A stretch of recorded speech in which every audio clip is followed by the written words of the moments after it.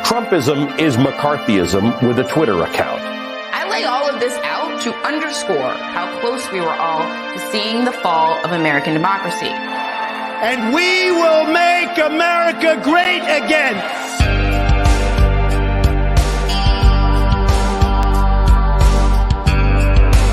As long as we are led by politicians who will not put America first, then we can be assured that other nations will not treat America with respect, the respect that we deserve. The people in this part of Ohio have watched as the political establishment killed their towns, shipped their jobs overseas, murdered their kids with open destroyed their families, and entirely abandoned them. They elected Donald Trump because he vowed to burn that system to the ground. He is a globalist, and we are nationalists. He believes in some Pax Universalis. We believe in the old republic. He would put America's wealth and power at the service of some vague new world order. We will put America first.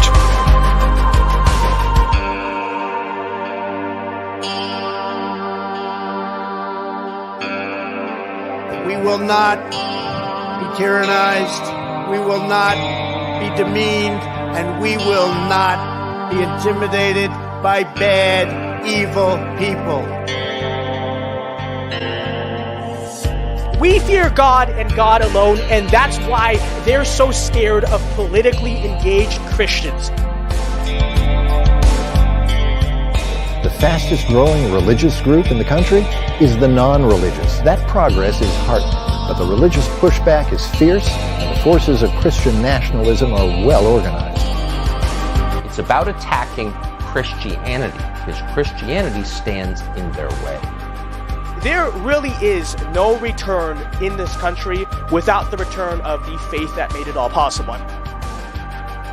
If the left seeks to tear down the foundations of American civilization, then it's incumbent on conservative to conserve the foundations of our civilization. And that means that we must conserve the moral influence that Christianity historically has had on our politics. There is a religious war going on in this country. It is a cultural war, for this war is for the soul of America.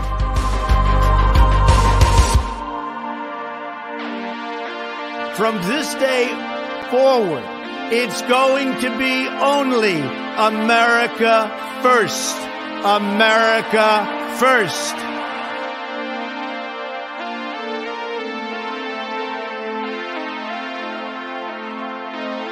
My friends, we must take back our cities and take back our culture and take back our country.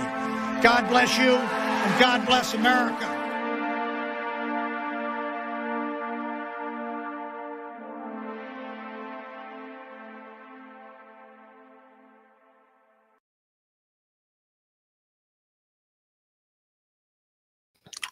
All right, folks, sorry to keep you waiting. Sorry for being late. Complicated business. I was actually incredibly late. You guys don't know that because I was like scrambling to get everything going on the stream. I have not even had time to put up the sign yet. Actually, I have had time, but I didn't even have time to buy the new mounting tape to put up the sign. So that was fun. But we are live, ladies and gentlemen. Welcome to tonight's weekly show every Friday. As you guys know, we're still getting it off the ground. That's why I have not called it the House of Dao yet, because it's still in pilot mode, still to this day. Again, complicated business.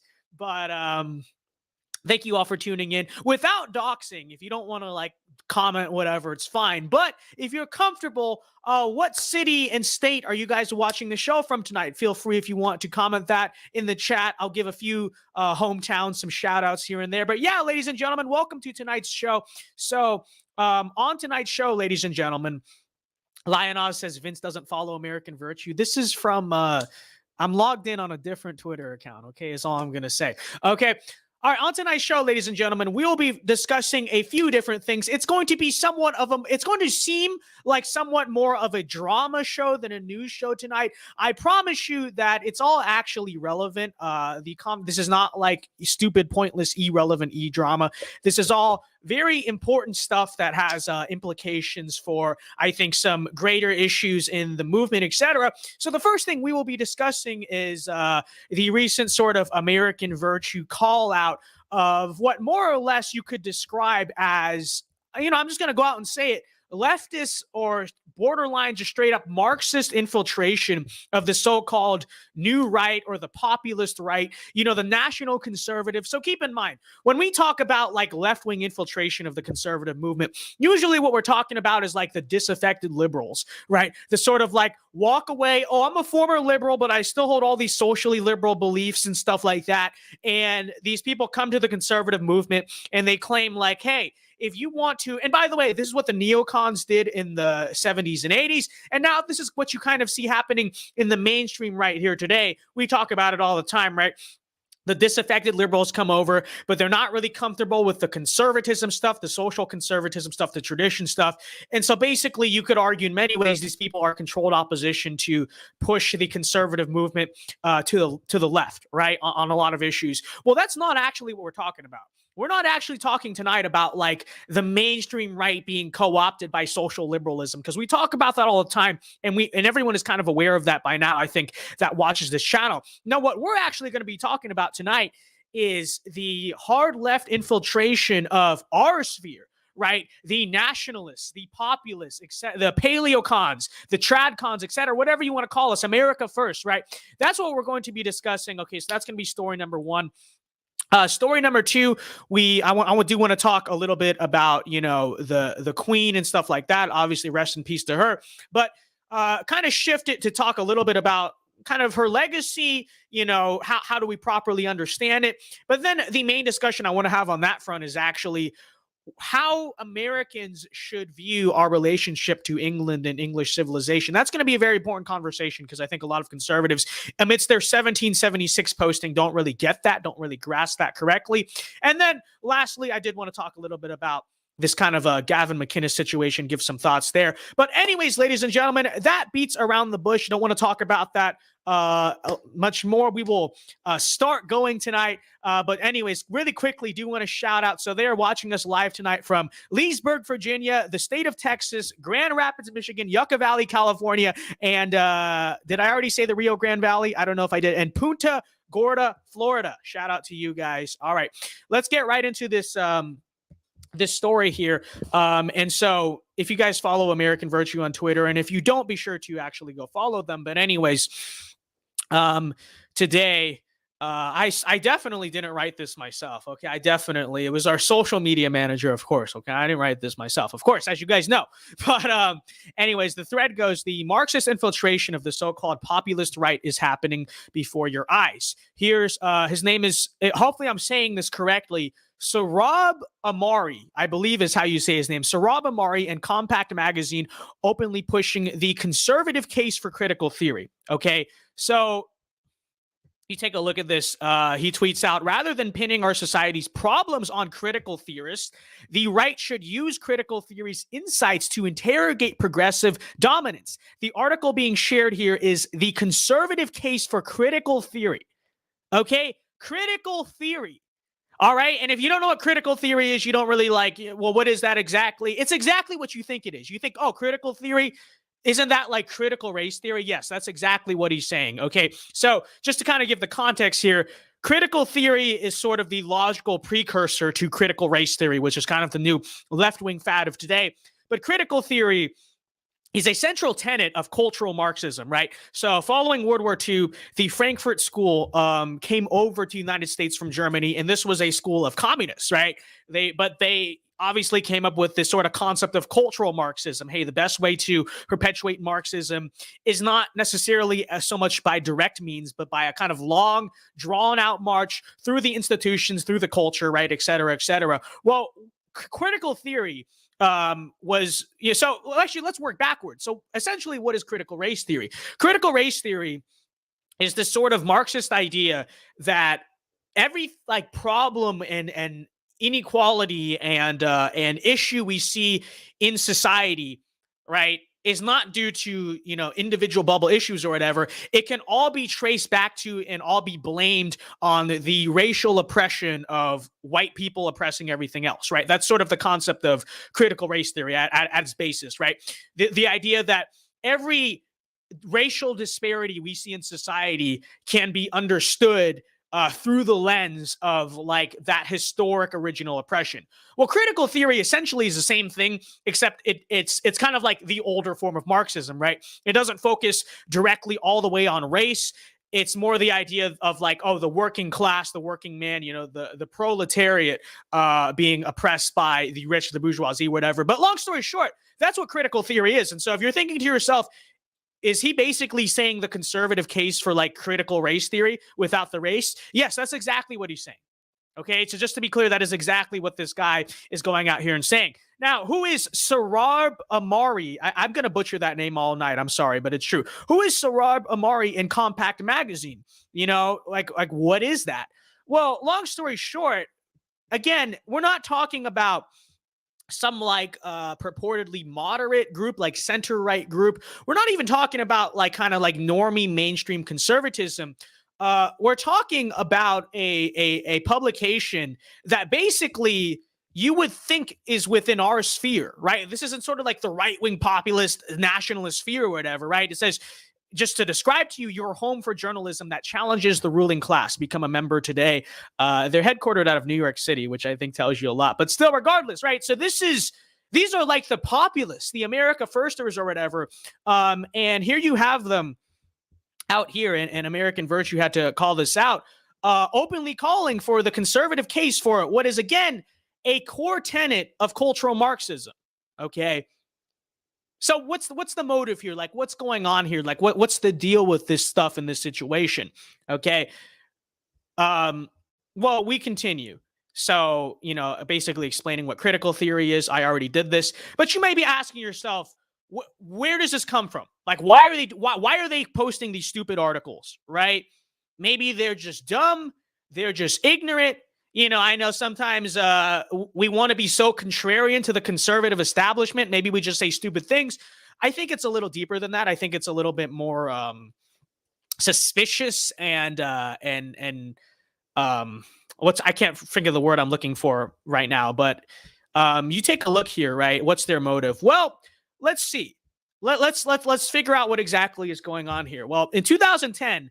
Compact Magazine contributor Adrian Vermeule, who, by the way, is good friends from my understanding. I'm not super in these DC circles all the time. Let me just say that.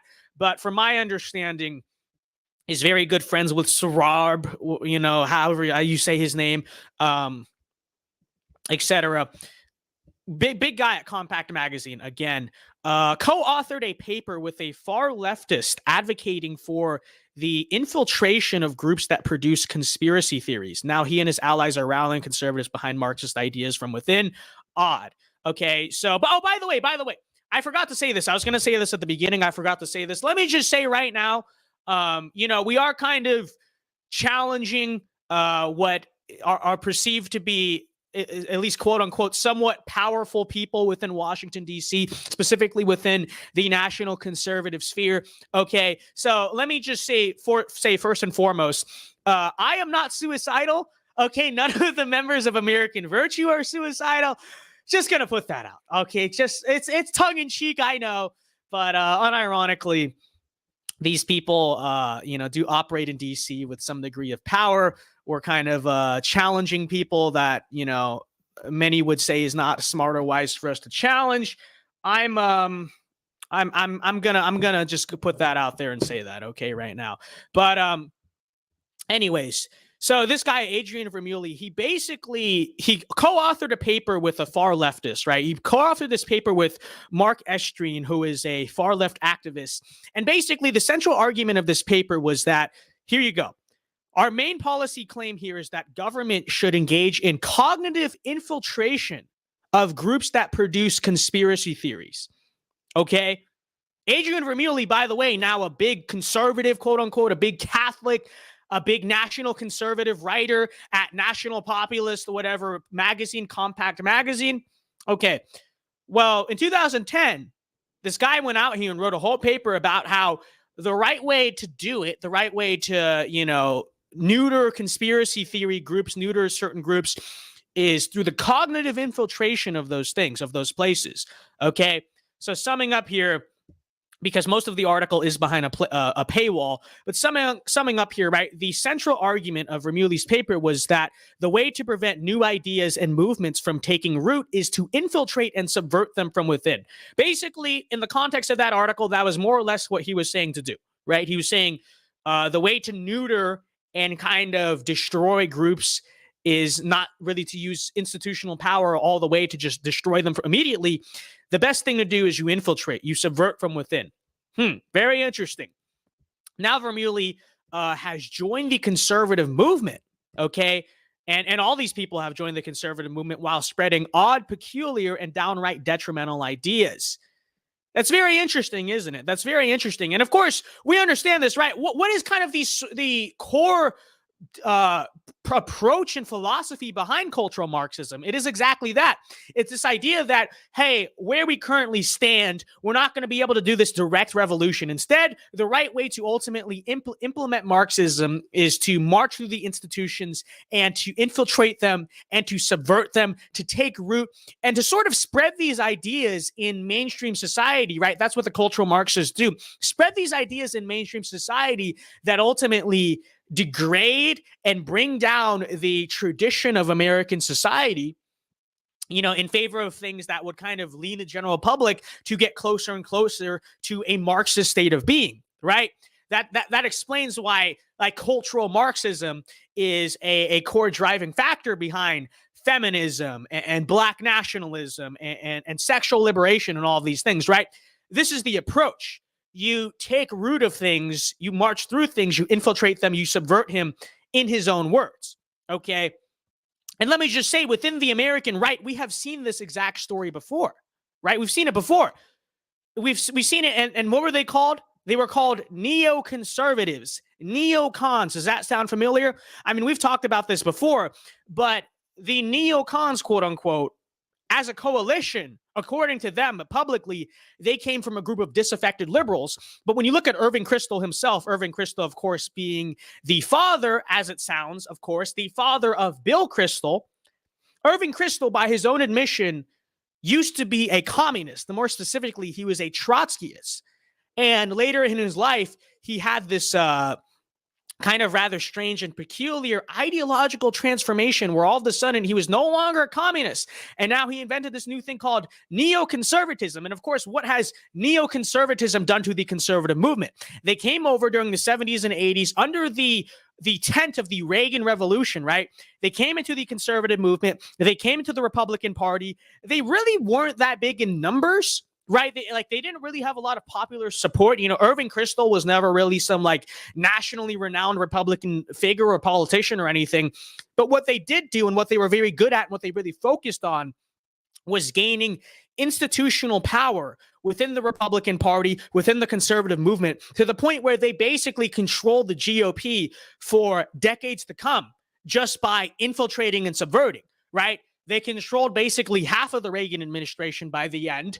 H.W. Bush, W. Bush, right? They were total acolytes of the neoconservatives. The neocons managed to basically get their guys totally into power by doing how? By doing what?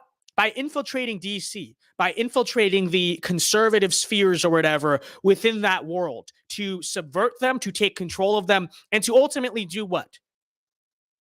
Going back to Irving Kristol's original communist ties, communist loyalty, in our eyes, what was he essentially doing? Again, infiltrating and subverting, neutering and weakening and destroying whatever hope that the Reagan Revolution might have eventually had. I say all that to say that I think it's pretty clear what's going on here. Because who is Sohrab Amari and who is Adrian Vermeulen and what is Compact Magazine? Let me ask you guys a question. Have you guys ever even heard of these things or these people? Probably not. Probably not. You're probably a regular conservative who's never heard of half of these NatCon, national populist groups in DC or whatever. You're probably not that familiar. Frankly, I wasn't even familiar with these guys really until a few days ago. But, I've kind of heard about them, being around and kind of operating in that sphere of politics or whatever. But what do they have? What they do have is not really a lot of, just like the neocons. Again, I'm drawing the analogy, just like Irving Kristol, just like Bill Kristol, just like John Bolton. Are these people nationally recognized? Do they have any degree of like popular support among like regular conservatives out there? No. We ratioed Sohrab on Twitter today, and he apparently has like 140,000 followers on Twitter, like way more than American Virtue has, right? But what do they have? Institutional power, right? Institutional power, institutional control. You know, these are people who do have a lot of pull within kind of the political side and the media side, right? Not a lot, not popular power, but institutional power, institutional support. And so I draw that whole analogy to say, I think it's pretty obvious what's happening again. What's happening here, right? So just as the neocons subverted the Reagan Revolution kind of in this sort of back-ended, you know, behind-the-scenes manner, I think in many ways what you're seeing now is this new group of just closet undercover leftists, undercover Marxists, doing the same exact thing to the Trump revolution, right? And we know all the time, we know kind of the common examples of the disaffected liberal, but this is kind of like our people, right? The populists, the nationalists, the paleocons, the old right, whatever you want to call it, America first. And now you see the exact same thing happening again. You see the exact same thing going on here, right? So, you know, we continue. And by the way, let me just say this. For anyone who might say, oh, you're not reading the article and you're taking the article out of context or whatever. I read the whole thing. Okay. Let me say I read the whole thing. Now, the whole thing is like behind a paywall, I believe. Let me just say I definitely paid for it. Okay. I definitely paid for the article and all that. But, you know, if anyone wants to go read it for yourself, say maybe I'm taking it out of context. No, go read it for yourself. Right. And what you'll find for yourself is that the whole article basically says nothing. Right? Because maybe it's like, oh, you know, they're saying maybe use critical theory, like use their approach to power for our own advantage or whatever. No, go read it for yourself. What you'll see is basically the article essentially says nothing. There really is like no argument behind the article. It's like it uses like one big line of passive voice. Whatever. Long story short, go read it for yourself if you're curious. Okay. I will tell you that, first of all, the argument it makes is basically non-existent other than critical theory conservative. Like that's about it. Okay. So there's no angle to which I'm really just taking the whole thing out of context or whatever. But anyways, right. Isn't this very interesting? You know, and you know, let me say on this front, you see this quite a bit, don't you? Don't you see this quite a bit? I think the title we could give them, and the title I'll call them, is like crypto leftists is essentially what they are, crypto leftists. And the reason I would use kind of that terminology for it is because I honestly don't know how familiar you guys even are with these people. I don't know how often you use Twitter, specifically this side of Twitter, but you kind of see them out there. They appear on the surface to be like based, right? They appear to be like us because they reject kind of the conservative orthodoxy on this worship of free market capitalism, right? That's kind of where they reel you in, right? They reject the whole thing about just like worshiping the free market or worshiping limited government or whatever, right? And that's what I think in many ways seemingly allows them to kind of subvert our side of things, our ideas. That's what seemingly allows them to seem like they're on our side. You know what I mean? Like, hey, we don't like, you know, we think that, you know, families should be supported by the economy or whatever. You know what I mean? We think the American dream died too. We don't worship this concept of the free market. We think that the government should trust buzz big tech, all these things, right? They take all these sort of like neo-Trumpian, economically populist positions that many of you, at least on the surface, would look at and say, hey, I agree with this. I like that there's this conservative guy, you know, calling it out or whatever. I like that there's a conservative who's taking really what is an authentically conservative position on economic issues. And it's not just, you know, blindly worshiping, you know, libertarian economics or the free market or whatever. That's what they will present to you on the surface. And you think, oh, you know, that's why I call them crypto leftists. Oh, they must be cool, right?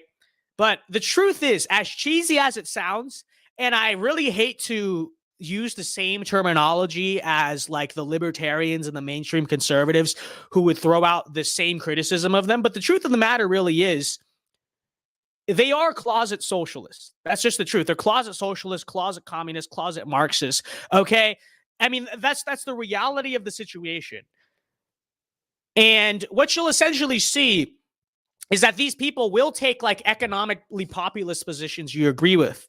You know, they'll kind of be like the Huey Long economists or, you know, whatever, stuff like that, right? But when it comes to like a lot of social issues, you notice they don't really like get it. Sometimes they'll ignore it. A lot of times they just focus on the economic nationalism front. There's no kind of cultural or spiritual component to what they believe. And even when there is, I don't know, you just notice something seems off about it, right? Because whereas we are the movement of Tucker Carlson and Donald Trump and Pat Buchanan, you know, that sort of more like aggressive wing of the conservative movement, there's just something off about these people that really in a lot of ways like doesn't even feel conservative at all. It doesn't feel like something you'd recognize. It feels very alien. And the reason they give off that vibe is because that's specifically what they are. They're not like Trump Republicans. They're not MAGA Republicans. They say things we like maybe on economic issues, but that's not fundamentally what they are. They are crypto leftists. And they're crypto leftists because they really are, in a lot of ways, as I continue to argue, left-wing infiltrators, left-wing subverters of the Trump revolution. And I think that's what's really going on here. Okay. So, but we continue here. Okay, we continue here. Let's get into this a little bit, actually. Let's talk about this. So continuing on the thread talking about Adrian Vermeulen, right, which is the guy who came out here like 10 years ago and said that the best way to take over movements is to subvert them from within. Well, from my understanding, I believe a few years ago, Adrian Vermeulen supposedly converted to Catholicism, okay? Which, let me just go out and say, as much as I'm like criticizing the guy, I don't know if it's genuine or not. Okay, I'm not really here to make a judgment call on the sincerity of his faith or whatever, you know what I mean? But I have to say that the optics of him, you know, again, 10 years ago or whatever, or 12 years ago, I should say, in 2010, writes this whole paper about how to subvert movements from within. From my understanding, from what I've heard a few years ago, he like becomes Catholic, becomes conservative, and kind of starts doing this stuff. I just have to say it's a little bit strange, right? It's a little bit, it has to make you raise some eyebrows. But again, I'm not really here to question that. I'm not here to really get in, oh, is he a cat? You know what I mean? That's not what I'm going to focus in on. But I do want to focus in on this thing right here. So Adrian Vermeulen has also called for, quote, open immigration. So check this out. Okay, I'll actually just read from the article, the person sharing his article. Harvard Law's Adrian Vermeulen has argued for open immigration for baptized Catholics to overwhelm Protestants demographically and for Catholics to infiltrate the administrative state, the better to integrate the American regime, and I quote, from within. Isn't that interesting? It's almost like this guy has always been very big on infiltrating things from within. But check out, we're going to focus mainly, because we already talked about the second half. We're going to focus mainly on the first half of this tweet. Adrian Vermeulen has argued for open immigration, open borders for baptized Catholics to come into the country. Okay? Now, let me just say this. Before any of like the trad cats out there start saying, oh, this is based. I don't like Protestant America. We do need to replace them. He's so right. Ask yourself, really, what does this mean? What does that really mean? And actually, let me say first, is this what Donald Trump advocated for in 2016? Is this what Tucker Carlson wants? Is this what Pat Buchanan wants, right? Pat Buchanan is the godfather of the modern old right? The godfather of modern paleoconservatism, the guy we have to credit for basically nowadays the existence of this entire sphere of right-wing politics. Pat Buchanan was a Catholic. Okay, so let me just say before you start saying, you say like my criticism of this take comes from like Protestant bias or whatever. Pat Buchanan is, I should say, why'd I say was, he's still alive. Pat Buchanan is a devout Catholic. He is the godfather of this movement. And let me say, not only did he not support this, does not support this, and would not support this, he advocated for the exact opposite of this, right? Pat Buchanan spent decades trying to advocate for immigration restrictionism, right? And sort of like a Christian nationalist protection of American culture and the American majority. And here you have people, claiming to be Catholic, or maybe they are Catholic, I don't know. But here you have like this supposed like neo-Catholic right advocating for the exact opposite of what the Catholic godfather of our movement fought for so many decades. Okay, so let me just say, is this what the founding fathers wanted? Is this conservative at all? Okay, and the answer honestly is no, it is not. But let me just say, but to the trad Caths who are like, no, this is cool. I like Adrian Vermeulen now, because I'm sure there's going to be someone out there who's like actually in favor of this or whatever. Ask yourself seriously for a minute, what does that mean? Like, what does this really mean? Open immigration for baptized Catholics. Okay. And what that essentially implicates is allowing half of Latin America to come into America in the name of like traditional Catholicism. That's essentially what this is. And really, I would argue in many ways, this is an example of what we were talking about earlier, right? This leftist trying to get conservatives to adopt leftist ideas by selling them to you as being conservative, right? Because I would almost make the argument, in a lot of ways, this is what we have right now. This is what we have right now. And so, to anyone who thinks, oh, maybe this is a good thing, maybe this is going to like rescue the country. Let me pause real quick, because we got a new member from Carlin Rubile. Is that how you say your name? Thank you for becoming a member. God bless you. Appreciate the support.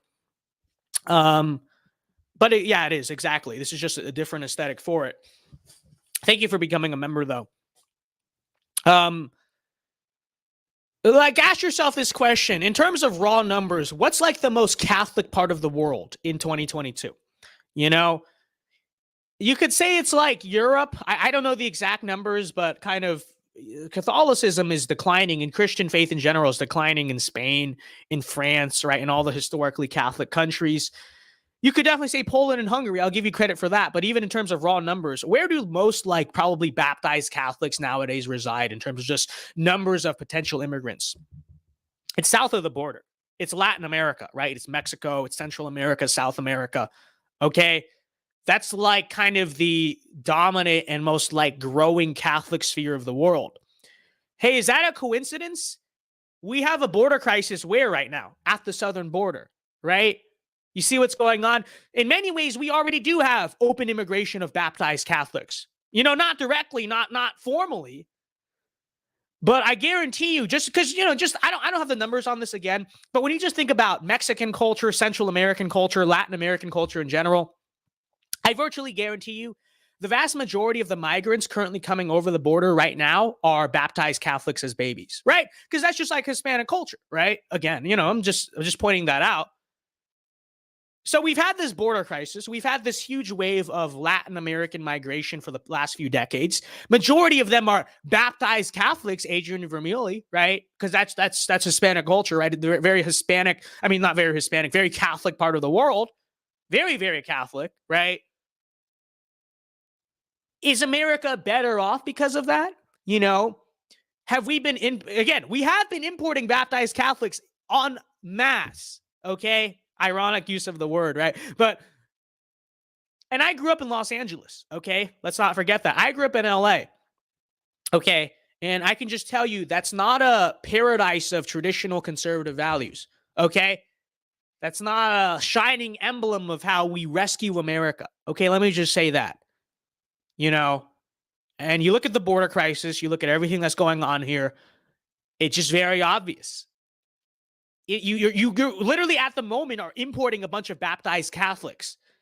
The country's getting worse, okay? Not because they're Catholic, because you have open borders and because you're importing, a bunch of people from this. You see what I'm saying? But what do you think is the motive here? Like, what's really going on here, right? Like, why is he pushing for this? Well, it's like in a lot of ways, the way I see this at least, right, is he is trying to, again, get conservatives, get right-wingers to subscribe or to accept left-wing ideas, right? What does the left want? What do the Marxists want? They want the open borders, right? They want people pouring into this country. They are totally in support of what's going on at the southern border. Most conservatives look at that, most paleocons especially, they look at that, they're disgusted by it. They think it's horrible, et cetera, et cetera. So you can't just go tell a conservative directly, actually, it's good because you're helping me implement my left-wing goals. Obviously, you couldn't do that. What you have to do is brand what is currently happening in a way that maybe, obviously our sphere specifically, like the paleocon sphere, has a lot of Catholics in it. You have to kind of use trickery, use kind of like this rhetorical jump around to brand your argument in a way that would appeal to maybe conservative Catholics especially. So what do you say?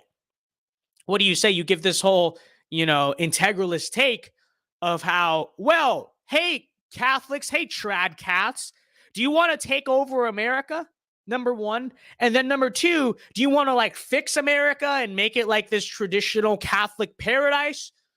Well, actually, what we're doing right now is importing a bunch of Catholics. So actually, it's a good thing because what you're doing right now is going to be able to overwhelm American Protestants demographically. See, that's good. That's good. That's what we want because you're a Catholic and I'm Catholic, so that's what we want. Let me just say, though, to the Catholics watching and to the Catholics in the audience, I hope to God that none of you guys fall for this. Because I think the agenda here is very sinister, and I think what's going on here is not going to help, Christendom in general, but it's not going to help American Catholics at all. Okay, let me just say that. I think collectively, even if we were to take this at good faith, neither American Catholics nor American Protestants, the American people in general, do not deserve to be subject to this reckless and frankly insane experiment in diversity, which is what it is, because Adrian Vermeulen and his little DC clique of Catholic integralists think that this is going to suddenly turn out and yield for like conservative ends. Okay? It's just ridiculous. It's just nonsense, And in a practical sense, you know what I mean? It's like you want to overwhelm Protestants demographically. All right. I understand why Catholics maybe want to do that. You know what I mean? But it's like, don't get me wrong, right? Don't get me wrong. Pat Buchanan being a prime example. A lot of people in our audience being a prime example. Most of the people who, are traditional Catholics who truly practice the faith actively and are very invested in it, most of them are very conservatives, and not just very conservative, very good conservatives, right? A lot of traditional Catholics form, a lot of the thought circles of our sphere and stuff like that, Pat Buchanan being prime example of that, right? And many such cases of this. But the truth of the matter, let me just point this out, and this is not a dig at the, the trad caths or whatever, but the truth of the matter is that the vast majority of at least baptized or self-identifying Catholics in America are left-wing and vote for Democrats. That's the truth of the situation. That's the reality of the situation. You look at like the demographics of groups who support abortion. By statistics, again, we're not talking about individual Catholics. We're talking about as a demographic group in America, 50% of American Catholics support abortion. Okay? And you are seeing some realignment nowadays, sure. But the truth of the matter is that historically speaking, American Catholics have overwhelmingly voted for the Democratic Party. And to this day, I'm sure it's changing to some degree because of the realignment, religious realignment and all that. But I'm pretty sure it's still largely true. Catholics, for the most part, still are voting for the left-wing political party in America.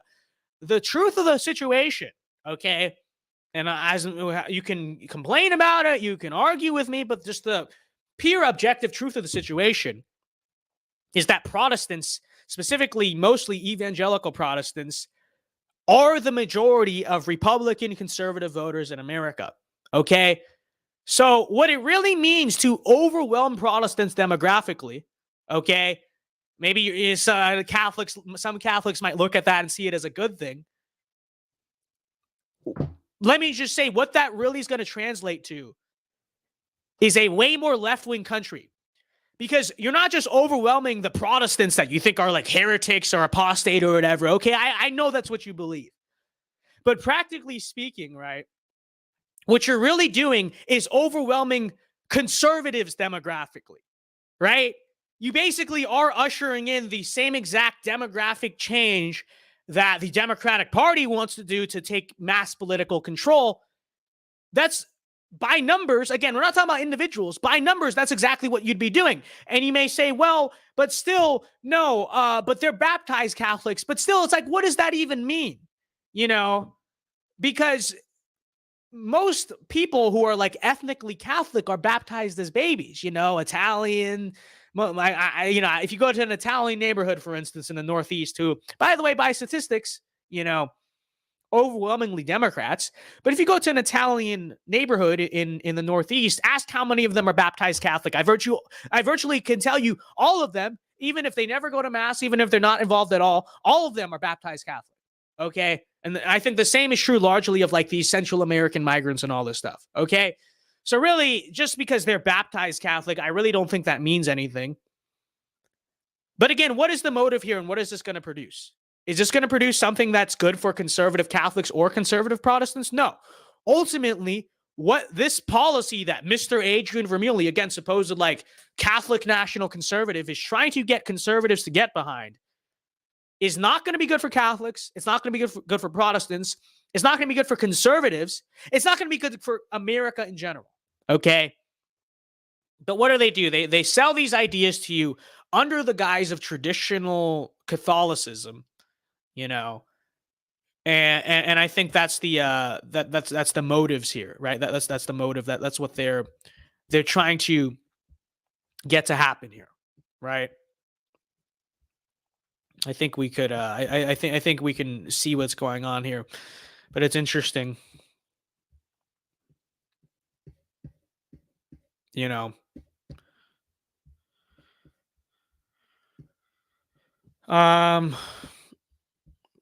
You know, and a lot of Sohrab Amari's friends are like, you know, getting mad at this now. Is this what Pat Buchanan wanted? Trump, Tucker, the founders? Yeah, I don't know. Maybe like the leaders of American conservatism, you know.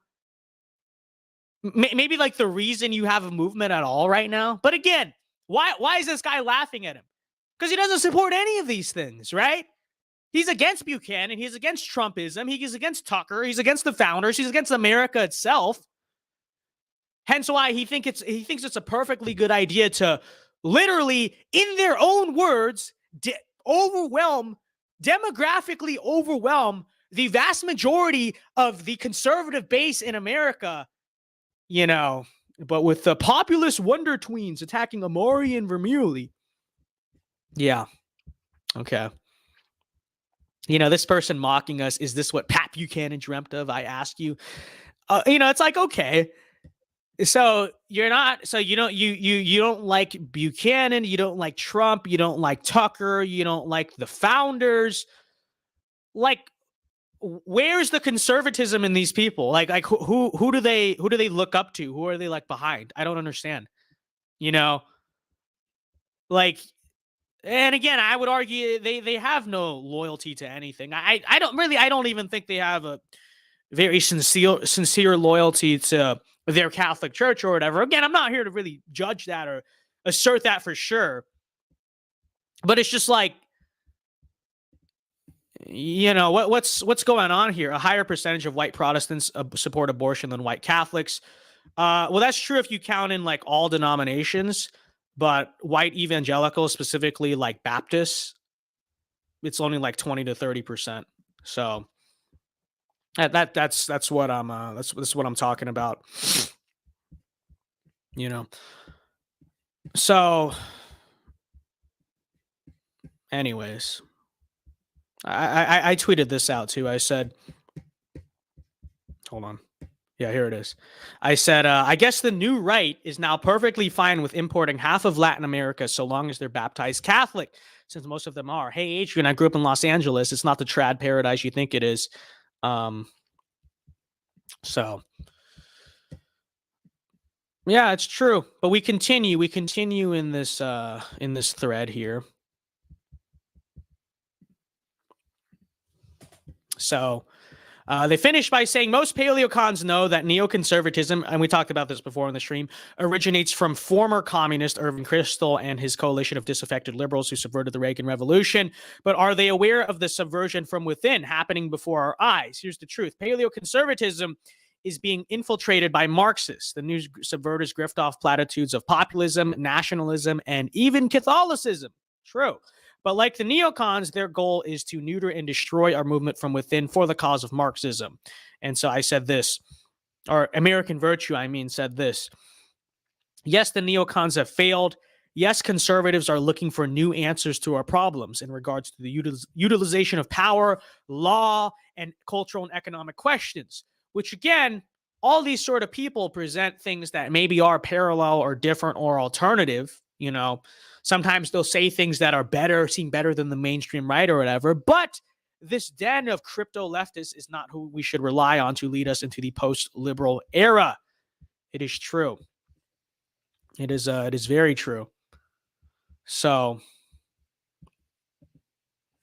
you know, I think, can we agree? I think we see very clearly what is going on here, you know. It's very obvious. But this, you know, this person says, this is a very silly take, to be honest. Catholics are more right-wing on most issues than Protestant/atheists. Again, like individually, I'm sure this guy is. I know a lot of Catholics that are. But if you want to talk about en masse, like demographically in America, statistically in America, that's not true. En masse, that's not true, right? It's just not. Ergo, if you want the country to be more conservative, you should advocate for what Vermeulen advocates for. The recent Supreme Court victories are case in point.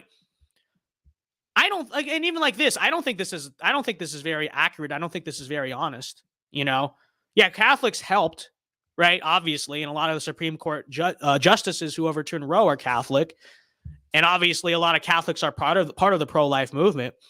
But if you want to tie it ultimately to what really drove it, which was Republican electoral victories, demographically speaking, those are primarily driven by white Protestants, specifically white evangelicals, right?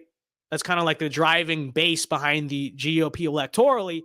And again, if you want to link that to the election of Republicans in the past, the election of Trump, you know, I mean, I really wouldn't say that's even all that accurate, right?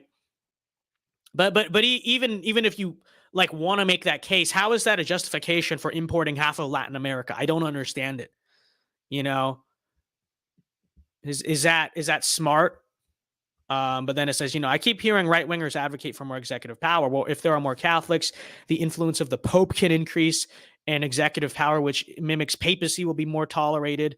Again, this is extremely hypothetical. Because en masse, what we're seeing in America today is Catholic immigrants are not voting for these things in general. Some are, sure. In general, the majority of Catholic immigrants do not vote for this stuff and do not support this stuff and are not helping this stuff become reality. So I don't know what that means. And then he says open borders is almost exclusively a Protestant take. I don't really know what that means either, you know. If anything, immigration restrictionism historically in America has been a very Protestant-backed position. But I'm not here to create divide. I'm not here to try to like divide with the Catholics or whatever. I'm really trying to unite and say we're both Americans, and what they're essentially trying to sell to a bunch of American Catholics is globalism, is anti-Americanism in this supposed name of like making the country more conservative. A completely hypothetical, completely something that every like objective metric we can see is not what is going to happen and is not what is happening, right? So, you know, it's ridiculous. It doesn't make any sense, you know.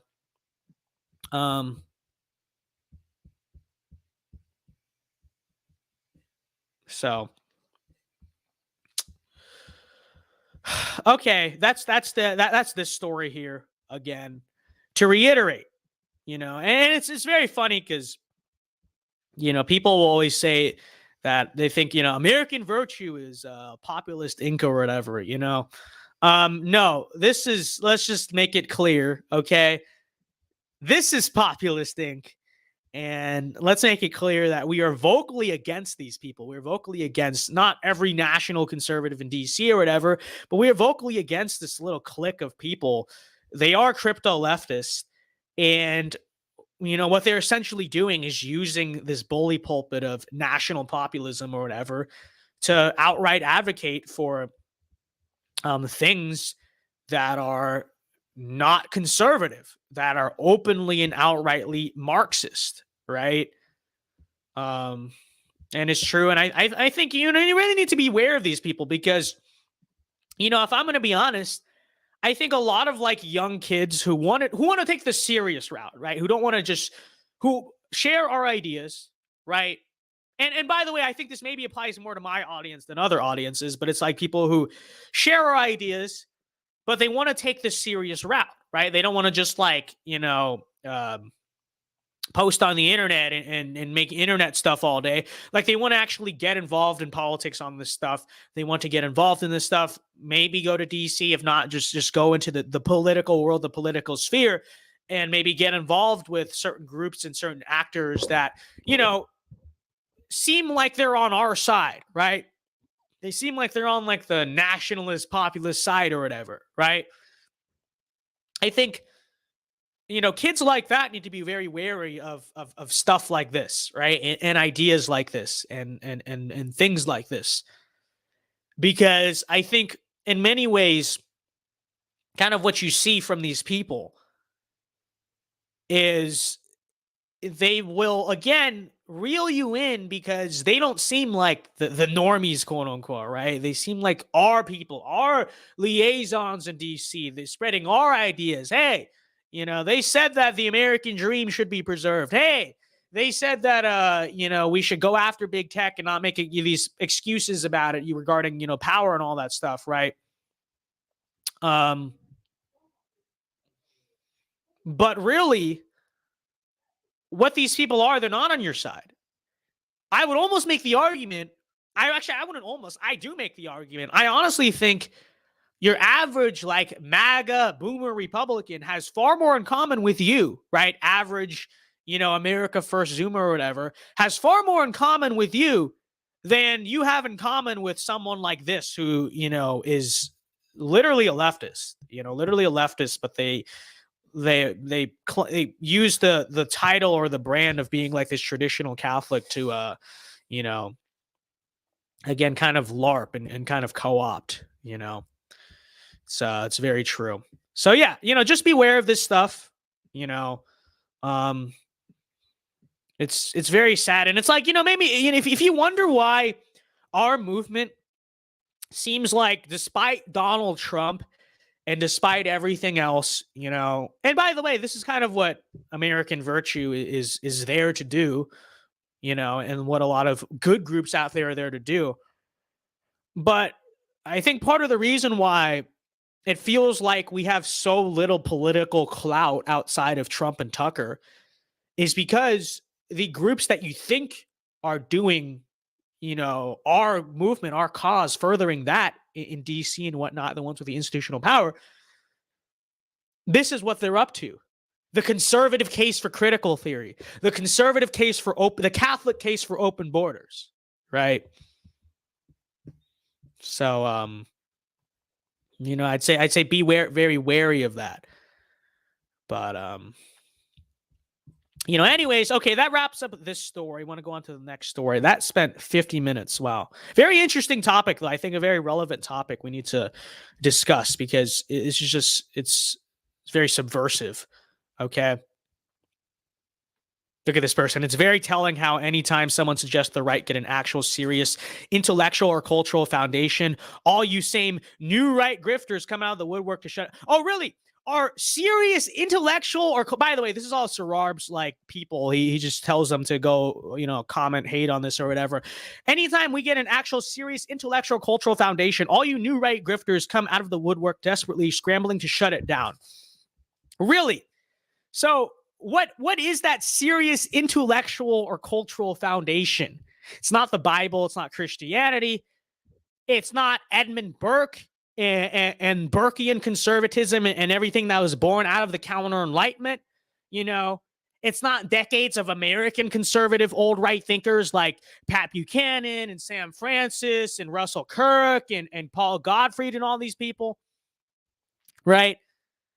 It's not even like the new age, people maybe like, I don't know, Tucker and them, just the Trumpism, all the people around that, which maybe you'll say that's not a serious intellectual or cultural foundation. Okay, fine. But again, you're not going to build the foundation out of all of those things. No. What they suggest as the serious intellectual or cultural foundation of the American right, or what it should be, is critical theory, the Frankfurt School, cultural Marxism. That to them is our serious intellectual and cultural foundation. We can't pull from like centuries of right-wing theory and philosophy and all that stuff. No, actually, our cultural foundation is cultural Marxism. Really, buddy? Really, buddy? What a joke. What a joke. And it's true. Imagine thinking intellectual foundations are important. In this sort of nerdy sense, yeah, no, it's not important, But even so, if you want to build one, there's no one else you can pull from besides cultural Marxism, besides the Frankfurt School. That's who you have to pull from. It's laughable. It's absolutely laughable. So, anyways, all right, hold on. Before we go to the next story, it's getting kind of hot in here. I have obviously some like a dress, a blazer on, I should say. Sorry. So I'm going to turn on the fan really quickly in here because it's getting a little bit steamy. Real and true. All right. So anyways. All right, next thing we wanted to talk about tonight, folks, and I'll just put a picture of her on screen or something to talk about. Is obviously the Queen. Let's see. I don't know what's a magnificent. Okay, hold on. You know what? I know what I'll leave on the screen for this story. It's getting quite steamy on the drama stream. No, literally, so true. So true. True and real. True and real. Okay. So obviously, as you guys all know by now, the Queen Elizabeth passed away this week. Obviously, rest in peace to her. But I'm not going to have that. I'm not going to just go out there and I don't know, do like her funeral procession or whatever. Rest in peace to her, obviously. But I want to have a little bit of discussion really about kind of the legacy and the impact of this really. Because there seems to be a lot of like, frankly, it's fine, diversity of thought, especially within the right regarding like, how do we look at this? How do we look back on her legacy or whatever? You know what I mean? And I think there's basically three main opinions, okay, on the legacy and the life of Queen Elizabeth. There's the first that really is just like, oh, she's the queen. She was the queen. It's cool. Like that's good. That was cool. I'm saying this in a very simplistic way, but essentially, rest in peace to the queen. She was a great leader, a great figure, whatever. Okay, let's just take number one, right? Take number two. I see from some people is that like the queen was awful. Right. Hey, the queen is what this queen was the woman who, sort of oversaw the voluntary giving up of the British Empire, and what saw, now what you have like the kind of secular and Islamic takeover of the UK and all this stuff, and so the other take is like to blame all of that on her and to say, screw the queen. I don't care about the queen. I could care less that she passed away or whatever. There are people who are saying that. And then I think there's a third opinion, and this is essentially my opinion, which is, when you look back on her legacy, her life, there are genuine criticisms to be made of maybe things she could have done better, should have done better, places she should have took a greater stand when she didn't or whatever. But I think overall, the reason why this is something to be mourned, besides the just matter of just basic decency or whatever, the reason why this is something to be mourned is because I think in many ways, while it is arguably true in some respects that, her leadership was almost to blame for it, you could say that's true. I don't know. What she essentially symbolized, I almost want to make the case, she was kind of like the last symbol left of the old British Empire, right? Of traditional England, of its might, of the old original United Kingdom, right? And, in many ways, even if it's purely symbolic, which, I don't think that makes it irrelevant. I think symbolic things, symbolism is very important. But even if it is purely symbolic, I think it still matters. And what I posted on my community tab this week especially really emphasizes that, which is that from what I've heard, Queen Elizabeth's successor, Charles, will take the title Defender of Faith instead of the historic Defender of the Faith. By the way, I think I actually provided fake news on this. From what I've heard, he's actually going to call himself the Defender of all faiths. I believe. Don't get me wrong. Can someone fact check me on that? But I believe the title he's actually going to be going by is the Defender of all faiths. Okay. Now, traditionally, the British monarch for, I think, since the beginning of the monarchy, has gone by the title Defender of the Faith, right? What is the faith, right? The faith is the Christian faith. I assume in the English context, it applies more specifically to the Anglican faith, right? But that's what they mean, right? By the defender of the faith, okay? And now with her death, what you essentially have in England is like the death of all of that. And now the new British monarch, from here on out, presumably, is going to go by the title Defender of all faiths, right? And I think that's a big deal. I think in many ways, like what her death symbolizes is essentially the last death of the British Empire, really. You know what I mean? And people may say, well, that's just symbolic. Like, who cares? Because it's not like the Queen, especially towards the end of her life, was really all that great of a defender of the faith, right? Because, I mean, from my understanding, she endorsed same-sex marriage. I've heard people say this. She endorsed same-sex marriage. She allowed the Islamification and the secularization of her country and all that. She really wasn't even a defender of the faith. And it's like, I understand the criticism. I really do. But I still don't think that takes away, even if it's just symbolic, I think the symbolism matters. I don't think that takes away from the symbolism of that. Like, she basically was, as the monarch, really in many ways like the last relic of old British civilization, of the old empire and all that, right? And I think what is to be concluded with her is that sadly, very sadly, her passing away symbolizes that's it. The last straws, right? Everything that kind of any old relic or prince. Now, I'm sure the United Kingdom will be a country for a long time to come, but really any last trace of that old conservative Christian European empire, European monarchy, that's gone. That's gone. Okay? Charles is not going to bring it back, as we can already tell. I don't think anyone in the future is going to bring it back. In fact, I wouldn't be so much of surprised as if maybe down the line, the British monarchy, several generations from now, but the British monarchy ceases to exist altogether. I think it's a real possibility. And I think it's upsetting. Now, with that said, I do want to get into why Americans should care about that. Because it's like, we're Americans, so, who cares? I mean, besides human decency, but who actually cares on a political level?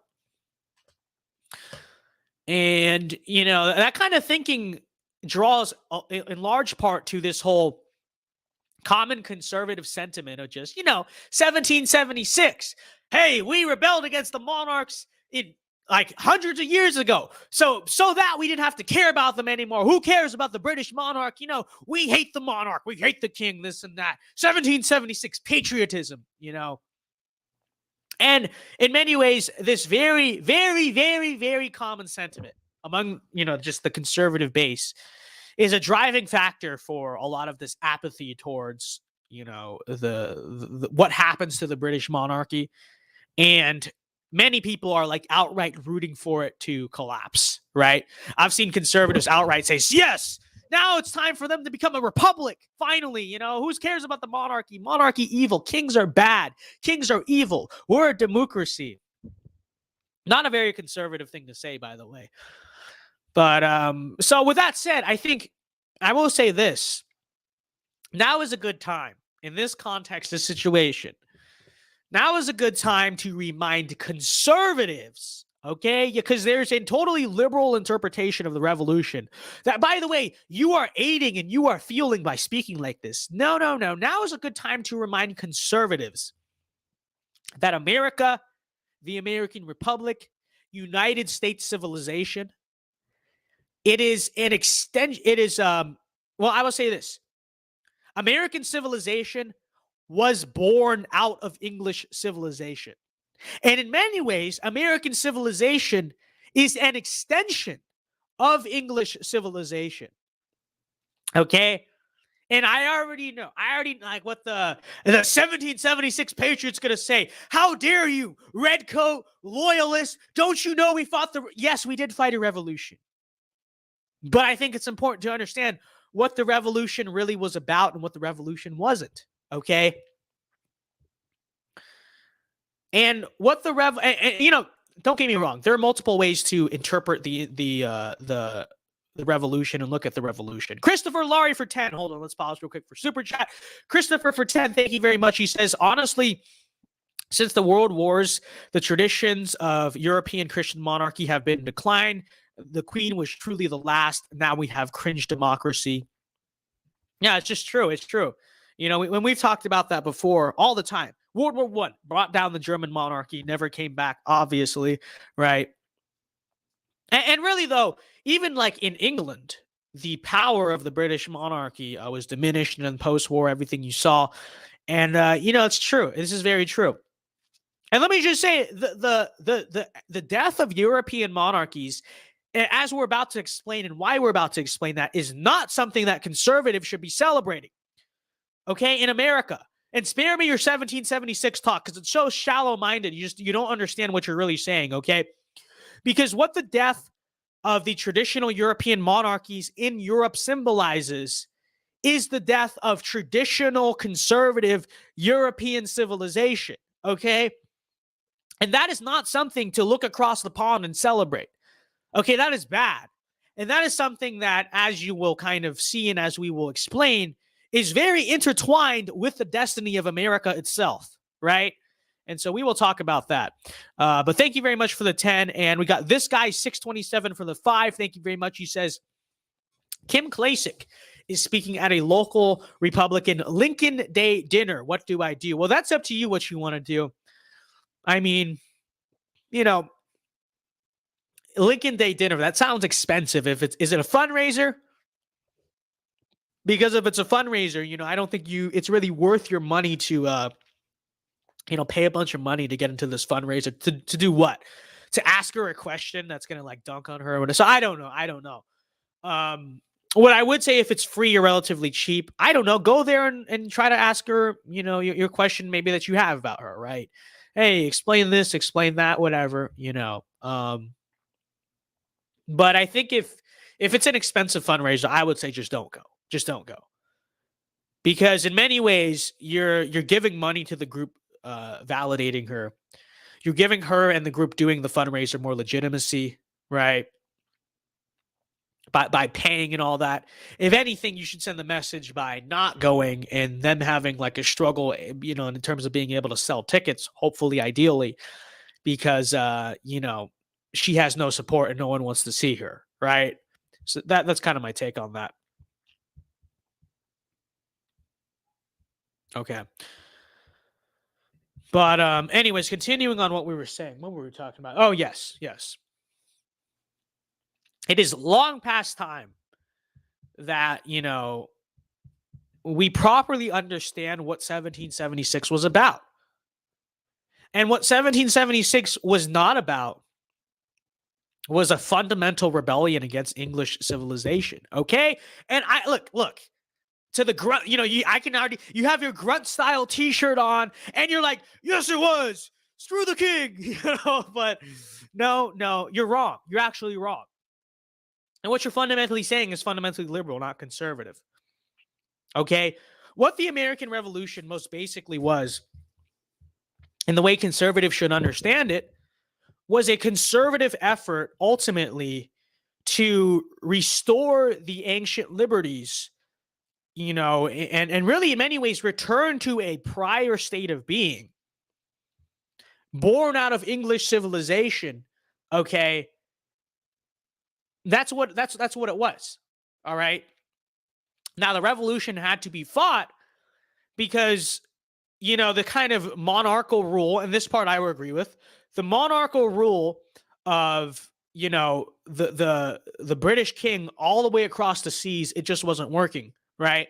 The growing needs and the growing natures and the evolving nature of the colonies and kind of the growing independence of the colonies made it so that, it no longer really was functionally practical or realistic for the British Empire to continue to govern over the colonies.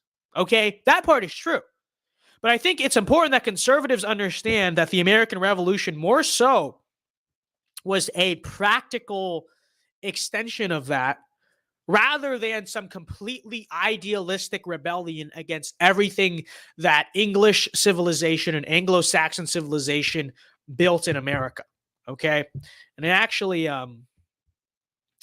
made a Twitter thread on this. Let me just read off that real quick because I think it details this pretty well. So give me 1 second here. But this is what I tweeted out before all the new right drama. By the way, this is like hours after the Queen passed because I kind of already saw this being said. I believe this is it right here. Yes. Now is a good time for America to remember that America is born out of English civilization. So the reason I'm bringing all this up is to say what I said essentially right here, which is that revolution jokes are one thing. Yes, on the 4th of July, it is perfectly justified and reasonable to tease the Brits. They deserve it. But understand that what it really fundamentally is really like a friendly brother war. It's a meme war. But that's what we are. Brothers, sisters, mother, father, son, whatever analogy you want to make. But we are connected as family. Fundamentally, that's what we are. The United States and England, we are family. Very closely intertwined too. And so, I said this: conservatives should see our revolution as a conservative effort to restore the ancient liberties and English traditions given to the grandfather, or I should say granted to the grandfathers of the colonists, not some idealistic experiment in liberalism. This is something that Edmund Burke, a British philosopher, but a guy who ultimately is the basically founding father of conservative philosophy, Edmund Burke recognized this about the American patriots. That's why he had somewhat of a different view on the American Revolution as opposed to the French Revolution, which he, kind of all his famous writings were about, right? He said about the American Revolution, essentially, I believe, and I'm quoting here, we are currently being haunted by the ghosts of our ancient liberties, right? Not we're being haunted by this new progressive idea or progressive philosophy. No, we're being haunted by the ghosts of the things that have governed English civilization for centuries. Why? Because the American Revolution and America itself was not an attempt to overthrow Anglo civilization. It was an attempt to extend and to in some ways build its own, but still to extend ultimately English civilization, right? Sam Matson for 5, thank you very much. He says, thank you for the super chat. He says the Queen died because she had information about 714. I cannot confirm nor deny this, but thank you very much for the super chat. Okay. And by the way, let me just say this. This is evident. This is evident in the way America itself is structured, right? I said John Adams because of the American Revolution, John Adams also said, I believe his quote on the matter was basically, the patriots of this revolution desire nothing new. I'm paraphrasing slightly, but they desire nothing new. They request only what was like once granted to them, right? Because what were they trying to do? Fundamentally, extend and carry on English civilization, not destroy it, not do what the French revolutionaries did or any of the communist revolutionaries after them did, which is totally overthrow the current order and build something from the scratch, from totally new. That's not what the American patriots were trying to do, okay? Don't get me wrong.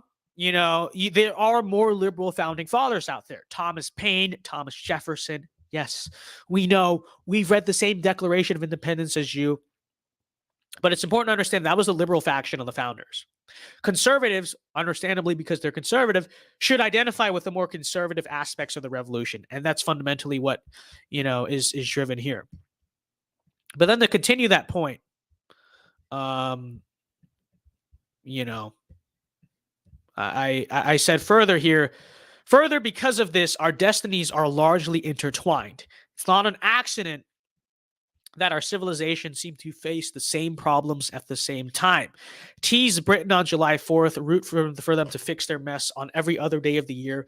This is the correct take because it is the correct take. Okay?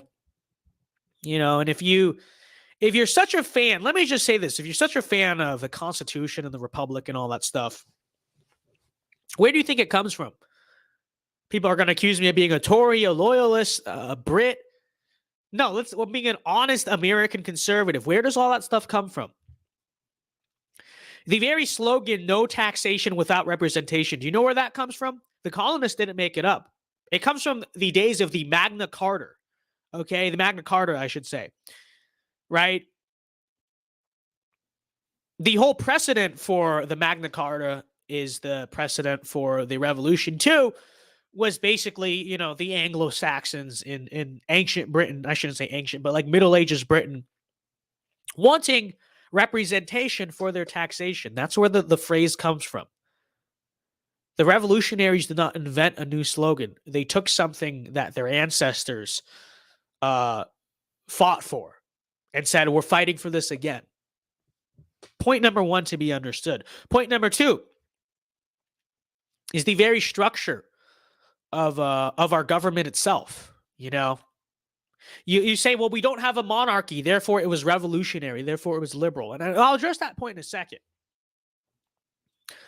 But, for instance, our Congress, right? U.S. Congress, right? We have an upper house, which at the time of the founding was not democratically elected, a lower house, which is democratically elected.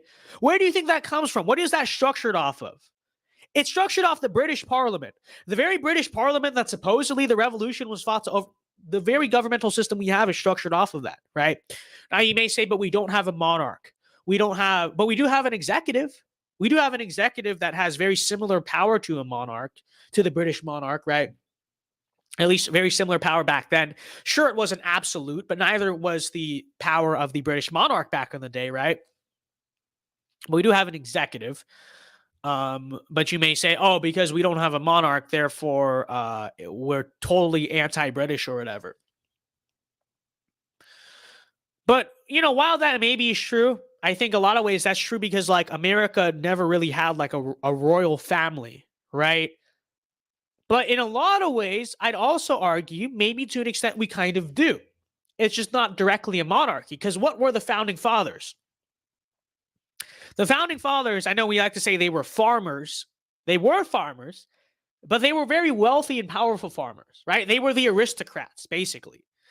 The founding fathers, in many ways, were the aristocracy of the American colonies and early America. And that kind of lineage forms all of the first American presidents, right? George Washington, John Adams, Thomas Jefferson, Madison, right? Quincy Adams, Monroe, right? All come from that kind of like lineage, right? Of what you could essentially see as, in a way, in a sense, America's own version of its royal family, right? Again, I'm not saying it's the same thing. It's just important to recognize what we established fundamentally was really not that different from the way the British government across the seas was structured. Slight variation, sure. We don't have like this direct monarch. We have an executive instead who, you know, but still fundamentally that's what we have. Vince can't name the president's past. Shut up. Be quiet. Be quiet. I just don't know their lineage, okay? That like which ones you can trace to the founders and which ones you can't for how long. But you know, this is true. But then it's like, here's the other thing too. Even if you want to say that the American Revolution was a Lockean liberal thing, right? No, it wasn't just an extension of English civilization. Actually, it was a totally new experiment in Enlightenment liberalism. Even so, what country was John Locke from, right? The whole, all men are created equal, life, liberty, property, translated to life, liberty, and pursuit of happiness, all that stuff. John Locke was British, okay? I don't think this is the best argument to make because I don't want to like tie our revolution to something that I don't like it being tied to. But even if you want to take that side of it, the vast majority of the philosophers who influenced our founders were themselves British philosophers, okay? This is just all to say, even if you want to look at it like that, which I don't suggest you do, but even if you want to look at it like that, central point being reiterated, America is an extension of English civilization, not a rebellion against it. It's you know, that's what we are, okay? And this is why I say, for conservatives to view like the death of really, in many ways, the last true British monarch as something they not care about, some of them even go out there celebrating it. Why is that something to be celebrated? We should mourn. We should mourn for the slow decline of our mother civilization. And in many ways, we should be concerned. We should be concerned because understanding that our destinies are so intertwined with each other, we should be concerned that England, that Britain is in the state that it is. You know, we shouldn't be pointing and laughing. We should be highly concerned and highly upset and troubled by this situation. You know, but it's like there's just this argument just will always go over some people's heads because they have such a romanticization of the American Revolution and the Patriots and 1776 and all this stuff, George Washington. They have such like a generically Hollywood, in a way, like Hollywood influenced view of the revolution and all of that, that they refuse to really see seriously what it really was, right? And I think in many ways that plays right into the hands of the liberals, of the libtards, of the left. Why? Because I think the effort to get kind of conservatives to dislike our mother civilization or reject our roots as American civilization, I think in many ways it's a left-wing serving psyop to basically get America to totally forget its traditions and its foundations, right?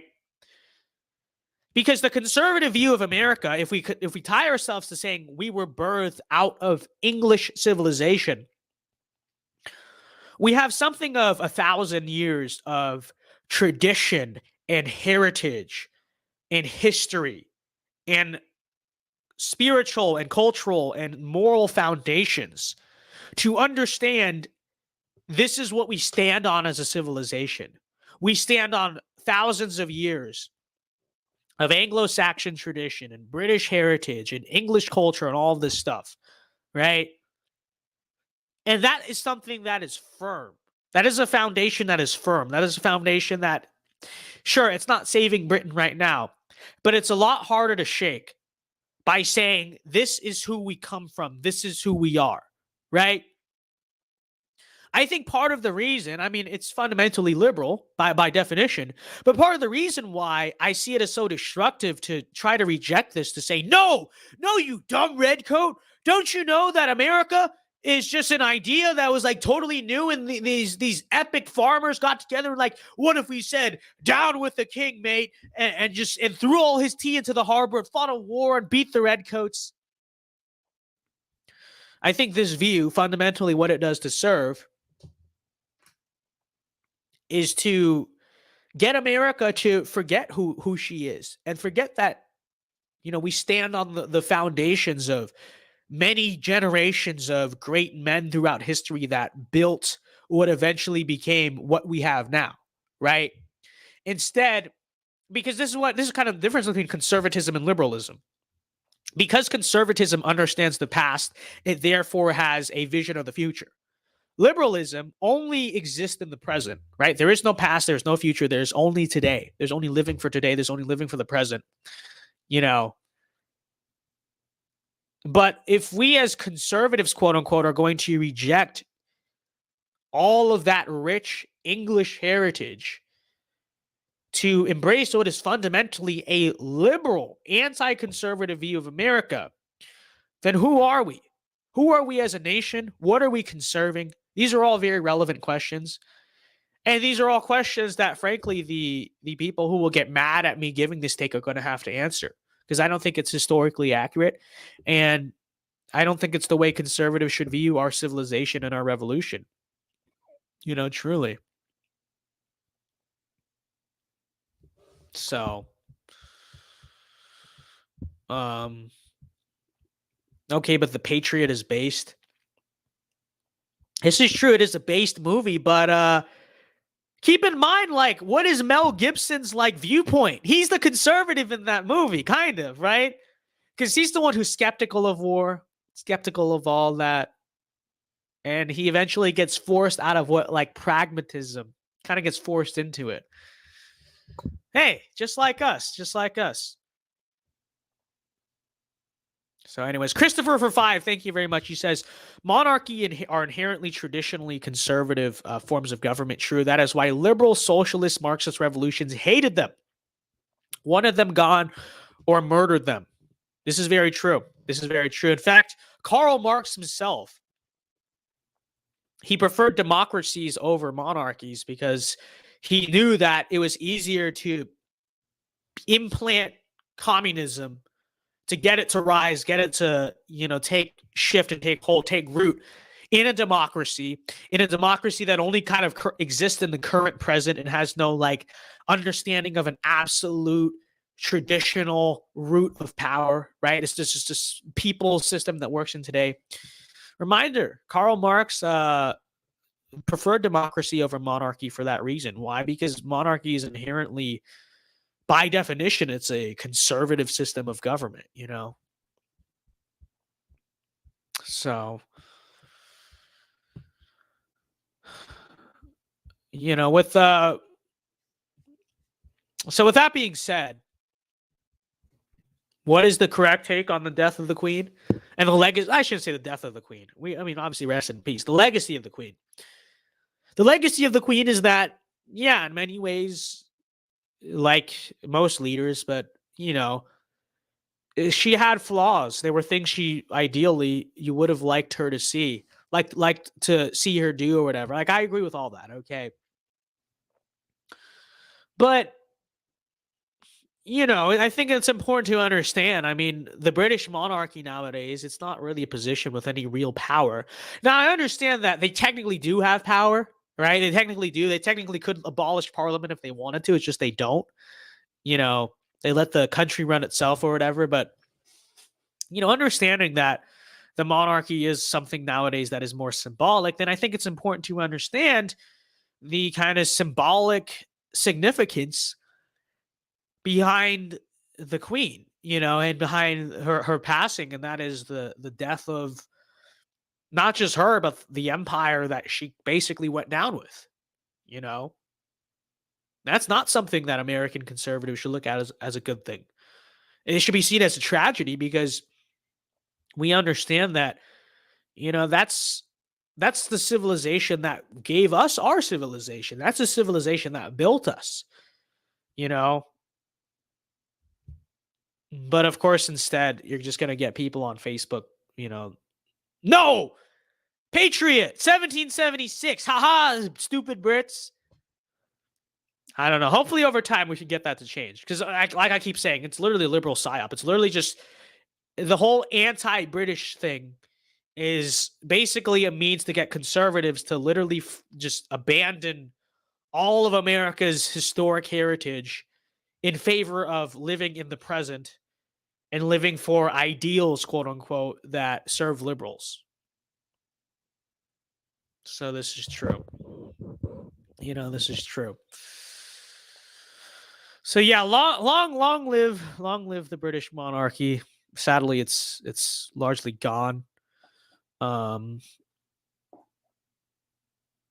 So anyways, let's see what chat has to say about that.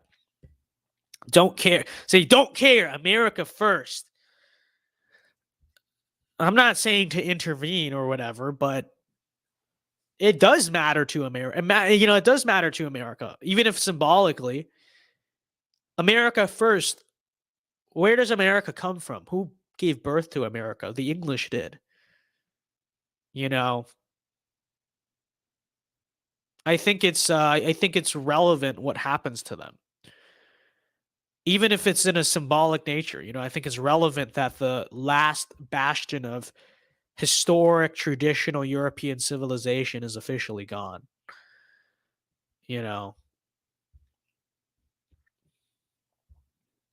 So,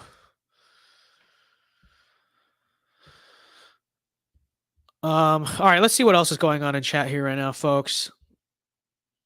They should abolish it anyway, just to do a little bit of trolling. No, that's a bad take. The British monarchy should not be abolished. And by the way, let me say this really quickly.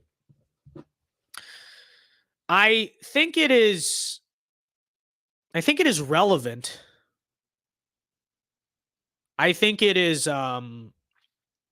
interesting that the hard left, our political enemies, are all basically out there celebrating the death of the queen. Death of the witch, bye-bye. All that stuff, all the stuff you hear them saying, just gross stuff, but all that you kind of hear them saying and all that. It's like, why? Why are they doing that? They're doing that because I think they too understand, even if she had no power, there is something about her that, again, symbolizes that, at least symbolic. Now, I don't think there's such a thing as being only symbolic. I think symbolism means something and has a lot of power. But they too understand that there is something conservative and traditional about her presence and her being there for so long. And now with her gone, and the new woke Charles calling himself the defender of all faiths, and really, frankly, a real possibility that maybe in a few generations the monarchy is done altogether, gets abolished altogether. I think there's something that matters. So, Vince blackpilling. It is blackpilling. It's sad to think about, but hopefully America doesn't go the way of England, but it's hard for that, not to happen in a lot of ways. So, Josh Sullivan History says, thoughts on monarchy as a concept. I don't idolize it, but I'm not entirely opposed to it, right? If that makes sense. I talked about this on the last stream, but I don't really idolize one particular system of government, right? Don't get me wrong, they're objectively bad systems of government. I gave this take last stream, but they're objectively bad systems of government. If you took a, I said a giraffe last stream. What's another like random funny animal? If you took a chimpanzee, okay, if you took a literal chimp out of the Cincinnati Zoo and you put him on a throne and said he's going to run the government and whatever like banana he chooses to pick, we're going to make the decisions off of that. That's an objectively bad system of government, right? But I think if we're to compare like republicanism versus a monarchy, which is better, whatever, I have respect for, America established a republic, so that's what we have to work with or whatever. But I think really it's not a matter of monarchy or republic. I think it's really a matter of the, frankly, virtue or lack thereof of virtue and competence and morality and guidance of the people in charge of that system running that. I think this is really the way you should view political systems. It's less so about the structure of that system. And yes, there are better ways to structure systems than others. But fundamentally, what's going to make that system good or bad is the virtue and the morality of the people in charge of that system, right? As people will say, and your civics class will tell you, America is better than a monarchy because we made a system that is meant to stand the test of time. That's why we have elections and no hereditary passing over of power, this and that. But you look around today, I mean, did the Constitution really succeed in like preserving American liberty? I mean, look at where the country is going. Did the Constitution even do a good job at preserving itself, right? Protecting itself in the sort of checks and balances and all that? I would argue it really hasn't. And the reason it hasn't is not because there's something wrong with the Constitution necessarily. I think the reason it hasn't is simply because it doesn't matter what type of system you set up, monarchy, democracy, republic, you put the chimpanzee in charge, no matter what, it is ultimately going to be guided by the virtue and, again, the morality and the competence of the people in charge. Whether it's the king or the president or the Congress, whatever it is, it's just going to be determined by the power of the people in charge. And inevitably, because mankind has fallen, because of the fall of man, inevitably, you're going to hit a point where the quality of leadership goes down, right? Your good leader to start off, eventually their quality will go down. And frankly, I think that's just the natural cycle of the rise and fall of civilizations. And I think that's going to continue to be the natural cycle of the rise and fall of civilizations, until creation is redeemed, obviously, right? So, that's kind of my thoughts on monarchy. Like, I'm not against it. I'm not really for it. I think it's more of a matter of who is the monarch you're presenting me?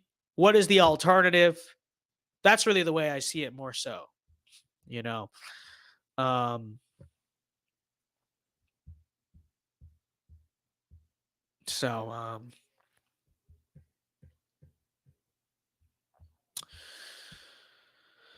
monarchy is based when someone like me is in charge. Real.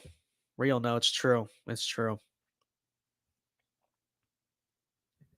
But, all right. Anyways, that wraps up the sort of British Empire discussion. Last thing I wanted to talk about tonight before we transition to Q&A is this story. By the way, I don't have all the resources prepared on this story, so hopefully you guys kind of already are familiar with it. I'm kind of hoping for that. I assume most of you are, but let me pull this up right here. As I'm sure you guys have heard, I don't know, let me know if you guys are totally unfamiliar with this. We can get more into it.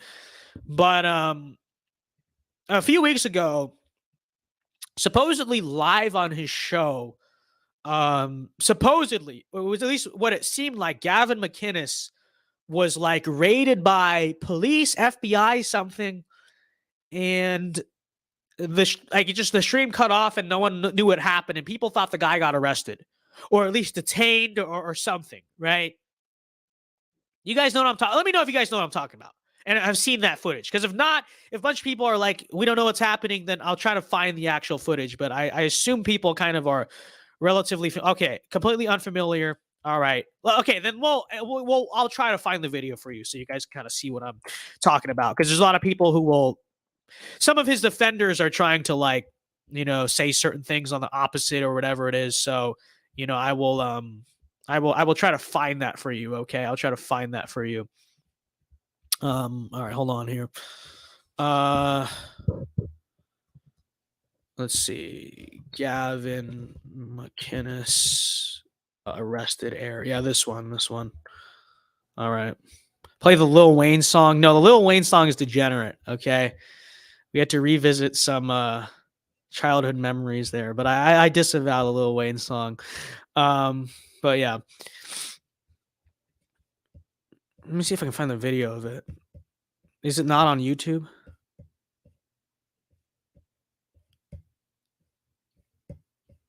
Maybe they're not allowing it on YouTube. Okay. Oh yeah, here it is. Okay, here we go. Hold up. Why you listen? People are giving me crap now. No, look. I don't listen to that. Okay. I clicked on it we looked it up the other day because we were having a discussion about, like, music we remember from our childhood. Okay. That's literally the reason why. So,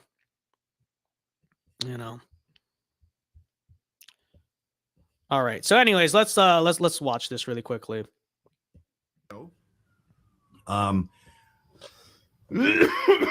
Before we take calls, and we'll put the number on the screen there to take calls, I want to talk about. Are you hearing sex? That? Yeah, I want to talk about sex. Yeah, sex is like a tickle. No, I think someone's lurking on the doorway. Well, should I check it out, or? Normally we'd have Maddie to handle this. Can you go answer it? It's gonna obviously distract me. So here he is, like he was on stream and stuff, and like something seems to be happening live. Hello, we're shooting a show. Can we do this another time?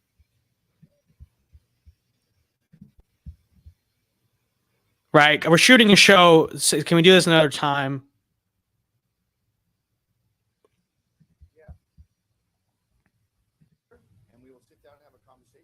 Okay. And we'll sit down with my lawyer.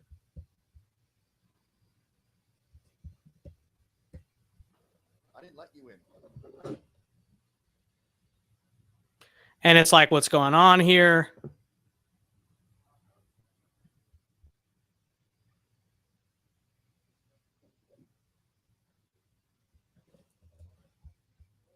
I don't know if this plays the whole thing. But basically, okay. Anyways, long story short, off camera, there seems to be this dialogue between, like, him and a Fed or a cop or something going on. He's like, hey, can we do this another time? I'm going to speak to my lawyer, this or that. Why are you guys, whatever, right? So the appearance most people got was that he got arrested or raided or something, right? As you could kind of tell. This doesn't actually show the whole thing, which kind of sucks because I wanted to kind of like show you the off camera. Oh, does this have like the off camera bit? No, this is just some idiot's reaction to it. Okay. I don't know, but long story short, they have this whole like off camera conversation about it as well, right? So let me go back here. Here we go. Oh, wait. Now I got to change tabs. That's very annoying. Hold on.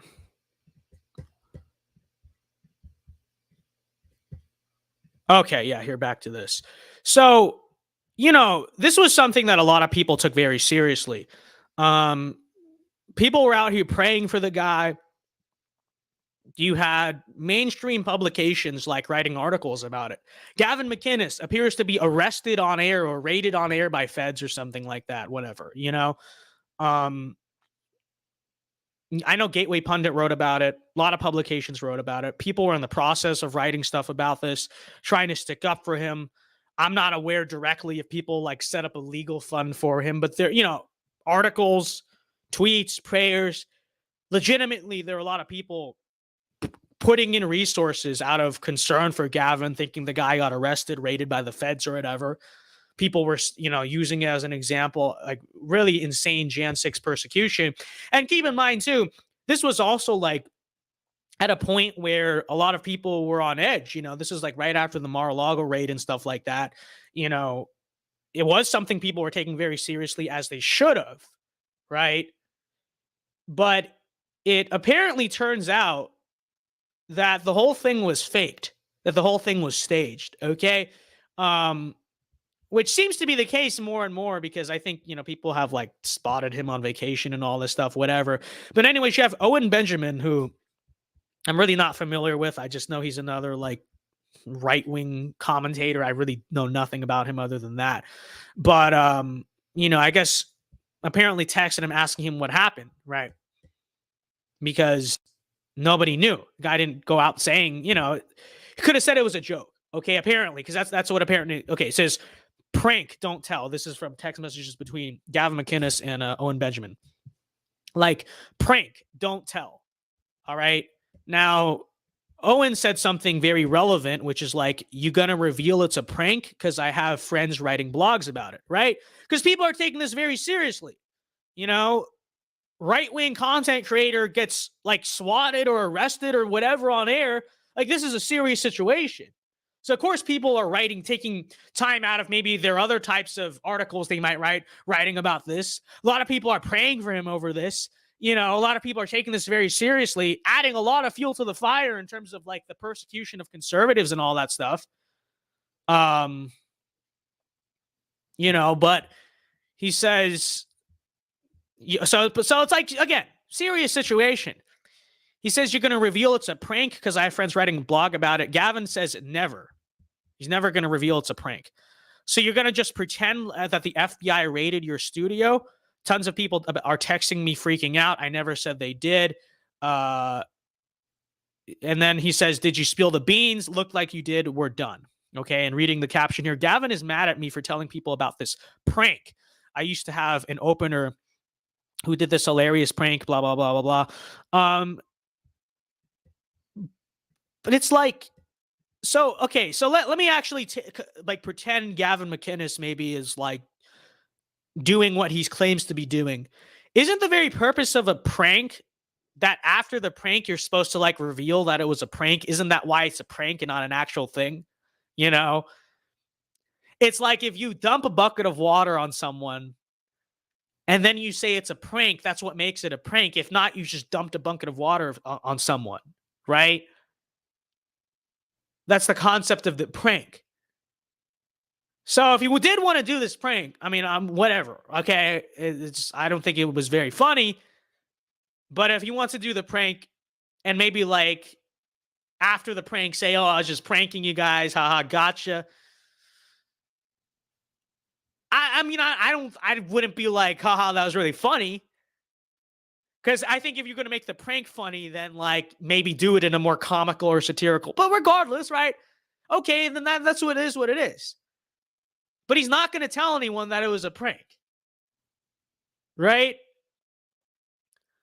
Instead, what he's going to do is basically soak up all the attention and publicity he got from the situation. And I'm going to get down to it as I think that's basically what this is, is that Gavin McInnes, I really, maybe he says it's, I don't think it was really a prank. I think it was kind of like a failed publicity stunt, right? Basically pretended to get swatted or arrested or whatever, for the clout, for the publicity, right? So that people can get along with him as one of like the many victims of the J6 fallout. People see him as a martyr, just like they see Trump and all the people from that day and all the people being persecuted by the government, all that stuff, right? And because there is a strong market, because conservatives are good people and they care about this stuff, because there's a strong market of people who will support and talk about and get behind and try to help and pray for, the people affected by like the regime persecution. I think in many ways what it's pretty clear. I think what Gavin was trying to do was like a grift. It was like a grift for attention. Stage, more or less fake being persecuted by the government to get in on all of the clout and attention that everyone who is actually getting persecuted by the government gets in on, right? I think that's like what he was doing. All right. And on that topic, I will just say this because there's people who are defending him. It's very interesting. You know, some grifters will defend other grifters. Is that really so much of a surprise? In my opinion, the persecution by the regime of American patriots is a serious matter, right? And it's a matter that's serious enough to where it should not be clouded out or watered down by people who are faking it, right? Clearly. Or people supposedly who are like making a joke out of it. I don't see the joke. I don't really think it was much of a joke. I think it was a failed publicity stunt is what it was, right? But I think it's a serious situation, a serious matter to be treated seriously and not muddied and not have resources and attention diverted away from the actual people who are being persecuted and swatted and raided and in jail right now and all that stuff. Have attention diverted away from them to someone who is literally faking the entire situation. In my honest opinion, I think that's kind of scummy. Okay, I think that's kind of scummy. I don't think that was right. I don't think it's right what he did, you know. And he does have his defenders out there, I will say that. And so to his defenders, they say, oh, he's a comedian. It's a joke. Okay, first of all, I don't really know much about Gavin McInnes. I know enough to know he's not just a comedian, right? He's like a right-wing commentator who makes jokes. So he's not only a comedian. Okay, so I'll just say that, number one. But if it's a joke, what's the joke?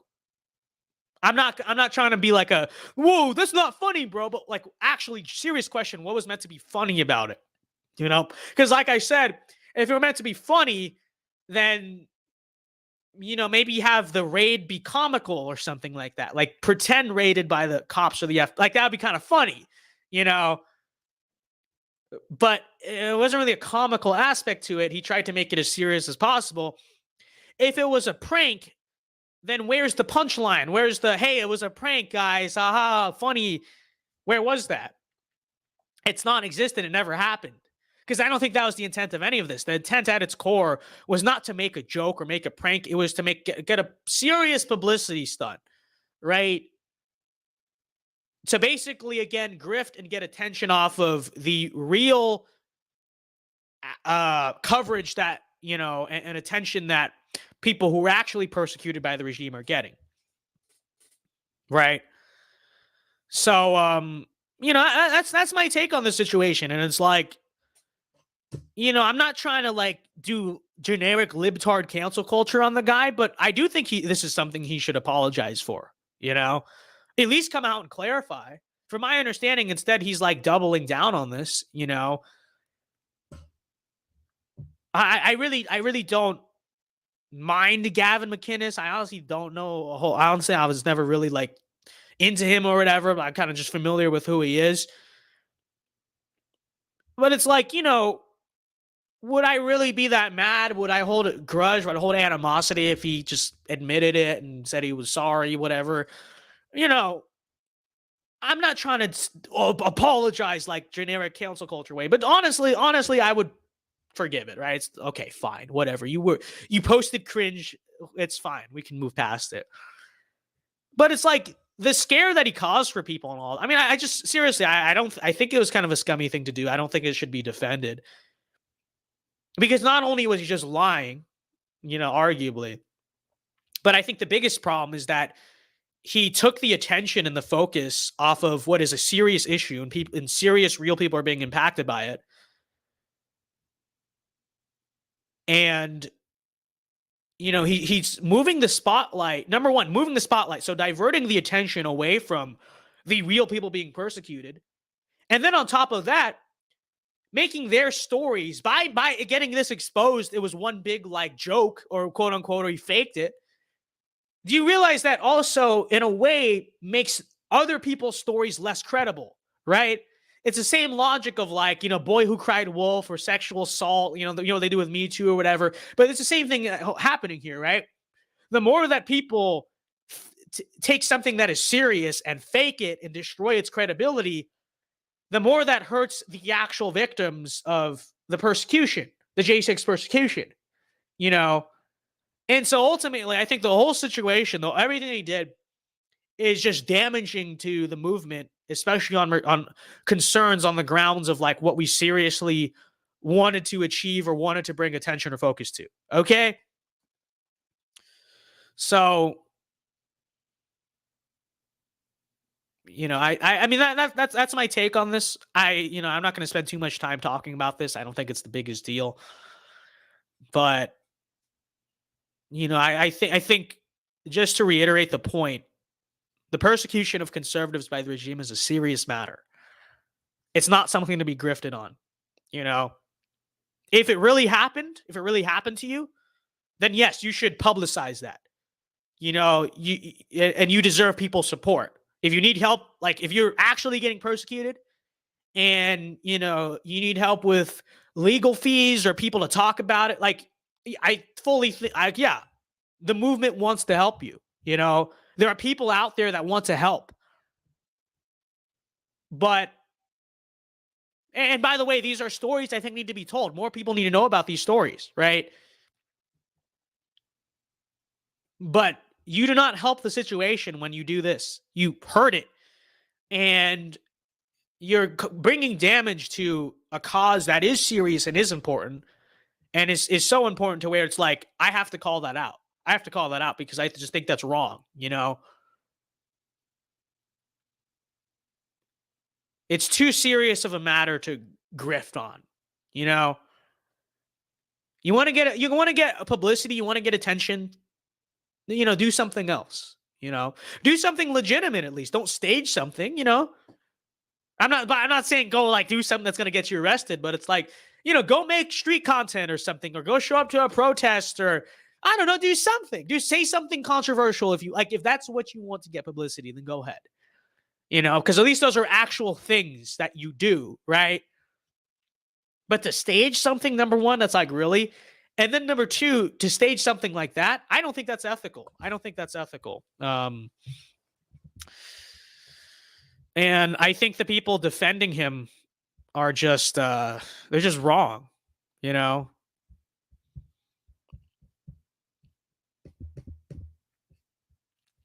So, and frankly, it's just pay attention to the people who defend this. You don't have to make the biggest deal of it. If you're a Gavin McInnes fan, I don't know, I don't watch the guy, but if you're a Gavin McInnes fan, do you have to I think it's scummy what he did. Do you have to totally like dissociate from him ever again? That's your call. I'm not going to go out there and say everyone has to destroy this guy, but to go out there and defend what he did, and say like it was okay, it was good. You got to question the motives there, really. Got to question the motives here. Who are these people that defend Gavin? You can go look for yourself. We know who we're talking about. Noah Boy for 10. Thank you very much. He says Vince talking hot topics, chat discussing energy policy. No, real. Thank you very much for the 10. Noah, God bless you. Appreciate it. I couldn't trust anyone who pulls a prank like this. No, it's true. Literally, like this is the case. I mean. Can you again? It's so true. Like, can you really trust the guy? I don't know. Like as commentators, we all like try to do things that will gain notoriety, right? We try to say things that people like, whether that's spreading ideas that maybe are new takes or whatever, right? And like, I'll admit, like, I've done street content before because I know it gets more views. Like, I'm not saying that this is not what's going on here, right? Right. When I actually got like doxxed by like kids at my school, which actually happened, which is real. It's all like traceable. The receipts are all there. Like, I'm not gonna lie. Yeah, I posted about that. I publicized about it. I kind of went on little media tour about that stuff and stuff that's actually happened and all that. You know, I don't think that's wrong. I think that's bringing publicity, bringing light to like bad things that happen to conservatives. You know, I think that's so I don't want to like conflate that. Like anytime you try to bring attention or publicity to something, it's inherently wrong. It's actually inherently good to bring light to things that need to be brought light to, right? The issue is when you literally make it up, when you literally fake it, you know?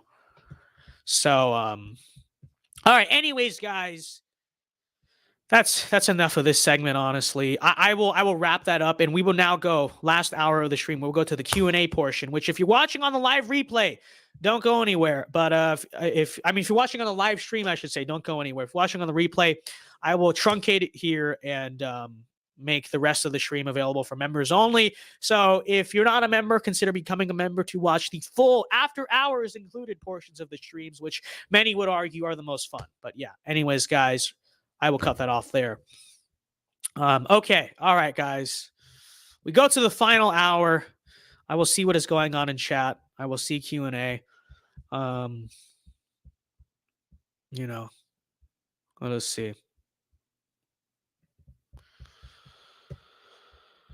Let's see. Gavin did cross the line without any doubt. I don't want to see why this is a controversial take. I don't see why people like are upset or like can, you know, contest this. It seems very interesting though. It seems like the only people who have a problem with people who are criticizing Gavin. So I should say the only people supporting Gavin are people who have done something like that themselves. Which is it's very interesting, isn't it? It's very interesting, you know. So yeah, let's see. Questions in chat. Send things in chat. Don't care. What was the AV drama? I was watching a movie with my family. Go back and watch it, Noah. Go back. No, we were calling out these new right personalities that were basically, long story short, they're basically, they present themselves as like these national populists within DC and, you know, are more or less trying to spread just Marxism through the guise of national populism. Okay, that's what we were talking about.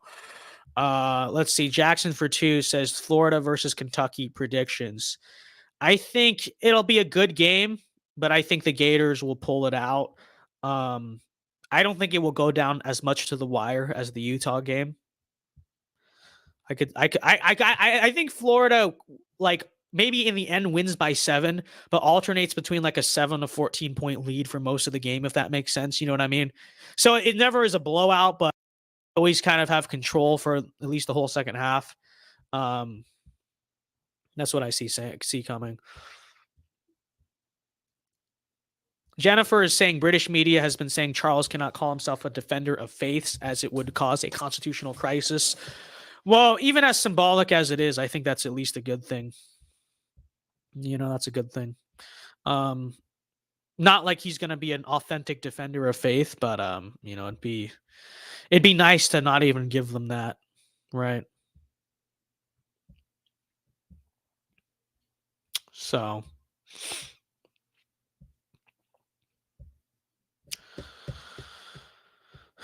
let's see. Let's check out new chats.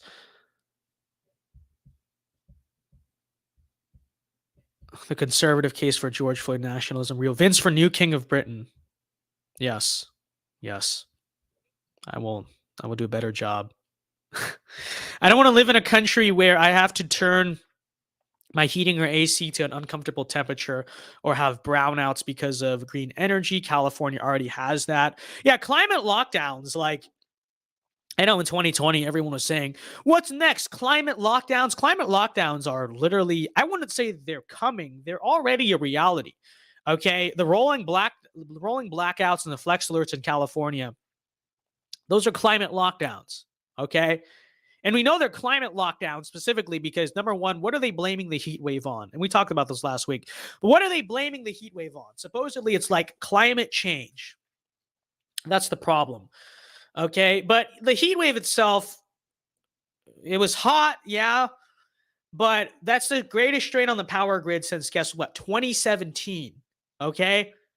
So yeah, hotter than usual. But it wasn't even really this historic heat wave like everyone's talking about, since 2017, 5 years ago.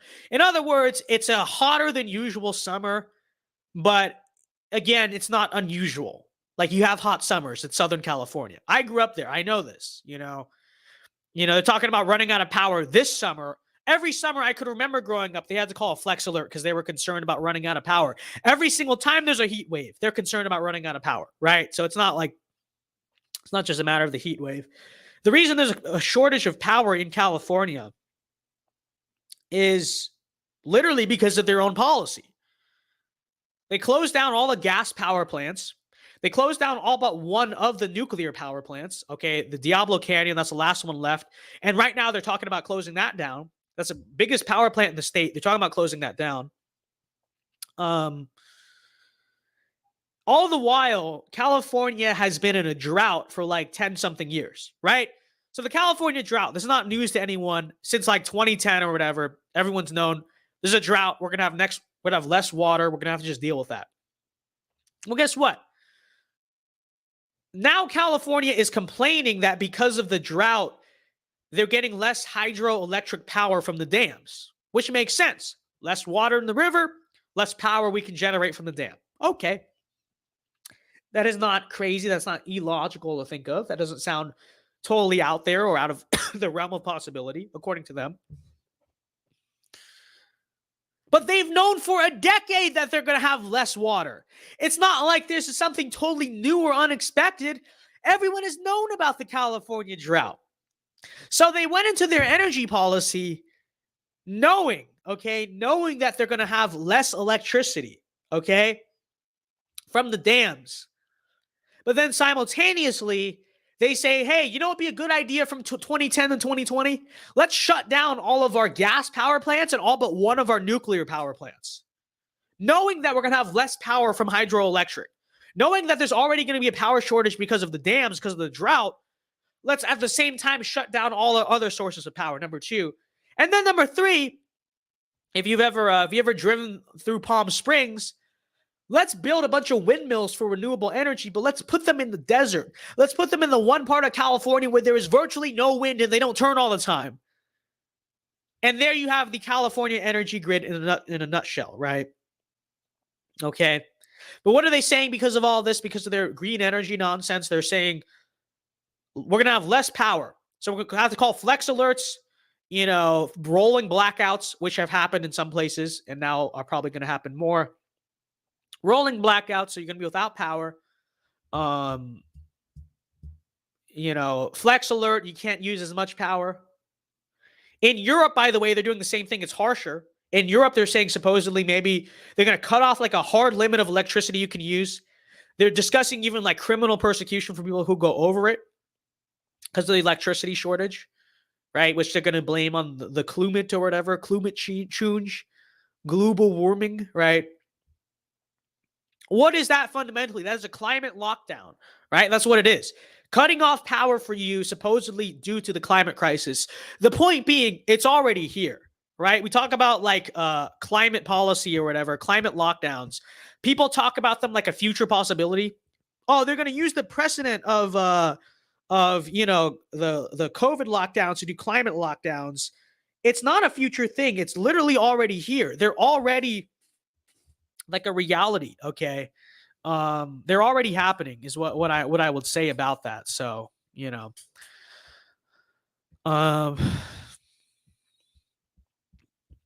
so yeah.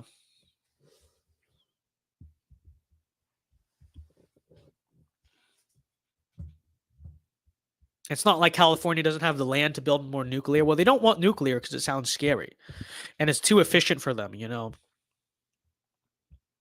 So hydropower is extremely bad for the environment. I don't know if that's true, but I'd assume it probably is, right? You have to build a dam. So not surprising if true. I'm not an expert on power. I just have common sense. Okay. I have common sense.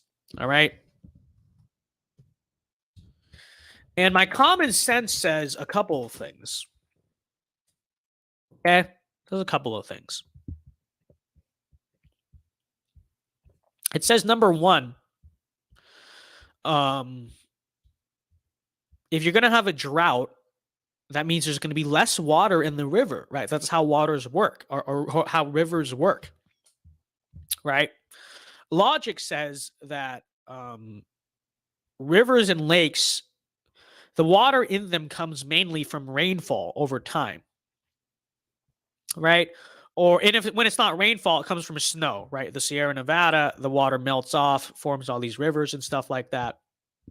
This is just my idiot low IQ logic. Okay, this is I'm not a scientist.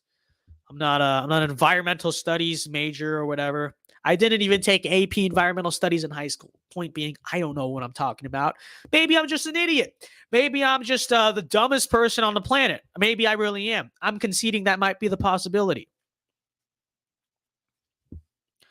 But with that said, logic suggests, I don't know, my stupid logic, my tard logic. Okay, I don't know. Okay, I really couldn't tell you. My logic would suggest that if you have less rain and less water, you're going to have less water in the lakes. Colorado River on the Hoover Dam or whatever. It's going to generate less power, right? If you have less water for the hydro thing to turn, you can have less power. If you have less power, then that means it's going to put a strain on your other sources of power, meaning you probably shouldn't shut them down. I don't know. Just a thought, right? Just a thought.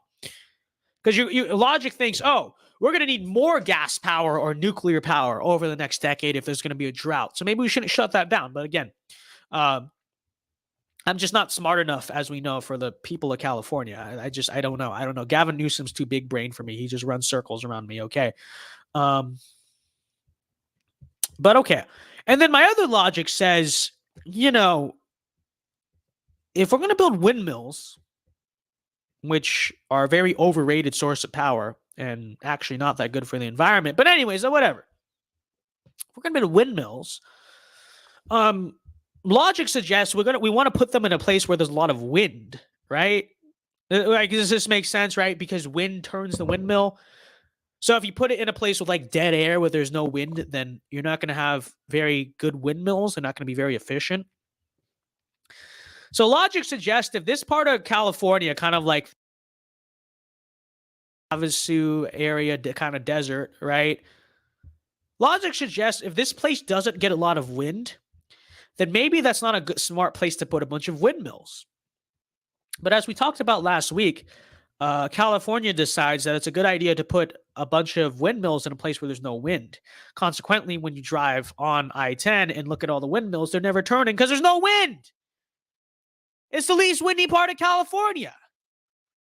So maybe I'm just not smart enough to understand this. I'm conceding that's a possibility. Okay. All right. I'm just saying maybe if you're going to build windmills, you should build them where there's wind. I'm not an expert. I'm not a geologist. I'm not an environmental expert. Okay. I'm just saying maybe that sounds smart. I don't know. My logic suggests that if you're going to build windmills, maybe the coast is a good place to put them, right? Because there's always wind from the ocean currents. So maybe I'd put them, the coast is too crowded around here. Maybe I'd put them on the coast, like past San Francisco. I don't know. Just a thought. I don't know. Or like, I assume the Sierra Nevada must get plenty of wind because it's in the mountains. I don't know how you build wind farms in mountains. Maybe that's just stupid of me. But that seems much more preferable than putting it in the Mojave Desert. I don't know. Again, maybe I'm just stupid. Okay, maybe I'm just an idiot. Sounds like a Nathaniel skit. What, Abbott? What Nathaniel are you talking about? I don't know. But I'm just saying. Okay, I'm just saying that it just sounds smart. But I don't know. Maybe I'm just too stupid to understand this. Vince, why does the Gen Z conservatives lean America First video come up every time I search you on YouTube? I don't know. I'm not even mentioned in that video, but probably because YouTube knows I am a Gen Z conservative who leans America First, right? So,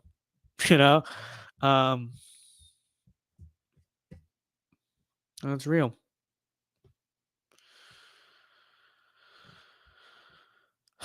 All right. Well, let's see what else we got going. Mountains are windy. That is true. Maybe I'm just stupid. I thought I thought that's how wind worked. I thought where there's a lot of water and a lot of mountains, that's where, uneven stuff and not desert. Again, I don't know. I don't know. Maybe I'm stupid. Okay? Maybe I'm stupid. But that's just what I thought that's how it worked. Vince, you should replay your old water cycle video from your old channel. No. I don't like that video. Okay, that is one of my least favorite of my old videos. All the windmills in Pennsylvania are on mountains. Well, that makes sense, right? Doesn't that make sense? I don't know. I thought that's how they're supposed to work. You put them on the mountain because there's wind in the mountain. I don't know. I don't know. I don't know. Maybe I'm just stupid. Again, maybe I'm just stupid. Okay? I don't know. I have a room temperature IQ. I just can't figure this out. But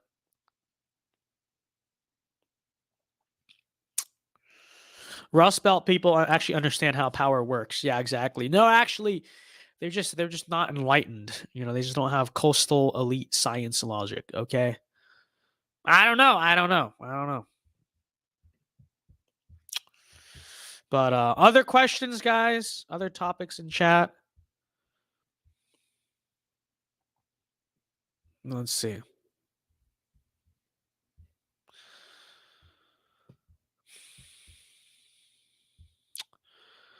I'm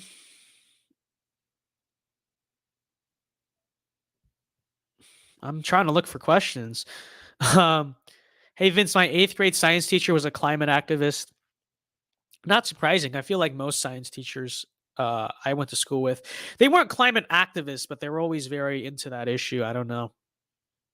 They just think science equals climate change. They feel a responsibility because they're science teachers or whatever, Vince, you are slowly becoming a meme within my Canadian high school. Base? Let's go. Infiltrating the Canadian institutions. It's so real. Yeah. This is just going to save the West. It's real. Why are political campaigns dominated by GQP boomers? Because those are the type of people likely to volunteer on political campaigns, right? Older people, number one, and then the older people who are like super passionate about that stuff, The older people who love to talk and love to interact and love to like go around campaigning and stuff. I think there's a pretty practical, real answer to it. Like, that's just the reason why. That's just who it attracts. It attracts like the boomers who want to like really volunteer, save the country.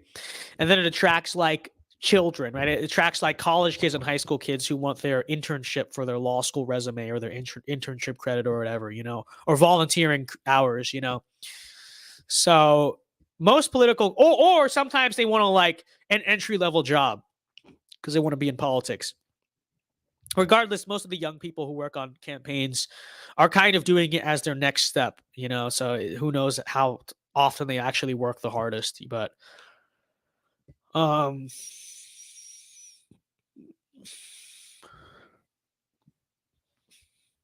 hey, Vince, is QAnon libertarian? I wouldn't call it libertarian. It's just its own thing. It really is. Thoughts on Hassan Piker? That's the leftist that Sam Hyde is trying to fight, right? Yeah, I think it is. Yeah, Hassan Piker is he's just being a wimp. I mean, he really is. He talks all that mess. He hasn't he actually like said he'll go box people or whatever? But after Sam Hyde, the Candyman just absolutely just destroys that guy with just his pure might. Hassan is he's running scared, Look, I'm not going to pretend like I wouldn't also be terrified of Sam Hyde as well, because I am. But it's just like if you're gonna have that personality, if you're gonna have that ego, you need to back it up. Hey Vince, what do you think of geo-libertarianism? Don't get me started. All right, we're gonna reiterate what happened last week. This is just real. You know. I mean, Hassan isn't an ugly dude. No, he's not. He's built. He's very strong. He's very athletic. All that stuff. You know, like, don't get me wrong. That's all 100% true. You know, and you respect that aspect of him. But he's scared. He's scared. You know, he's scared of the human tank of a human being that is Samuel Hyde. Okay, this is just very true. All right. Don't look at me. I don't know. We're not doing that testing. Yeah, geo-libertarianism. I'm going to sum up what I said last week, which is touch grass, go outside, find friends, find a girlfriend. I don't know, do something. But that whole ideology, just the very concept of it, it's like, do you have a life? Do these people go outside? I mean, it's just so true. No one can beat Samuel Hyde. No, it's true. Mike Tyson could not beat Sam Hyde. Okay. All right. Muhammad Ali in his prime is no match for Samuel Hydas. Okay. Real.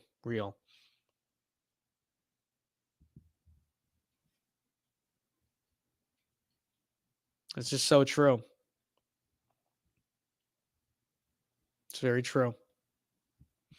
I don't know, but can you really blame Hassan? Don't get me wrong. The principle of it is a little bit, you know, like, just cringe. But I understand. You can't say you don't understand why he's terrified. Because you too would be terrified of Sam Hyde. You know? But I'm just going to declare we already won, right? We already won, okay? This whole right versus left boxing feud that was supposed to be, like, exemplified by Sam Hyde versus, Hassan Piker. We won the feud. It's over. You can call it. We can call the race. We can formally call the race, okay? Real. So...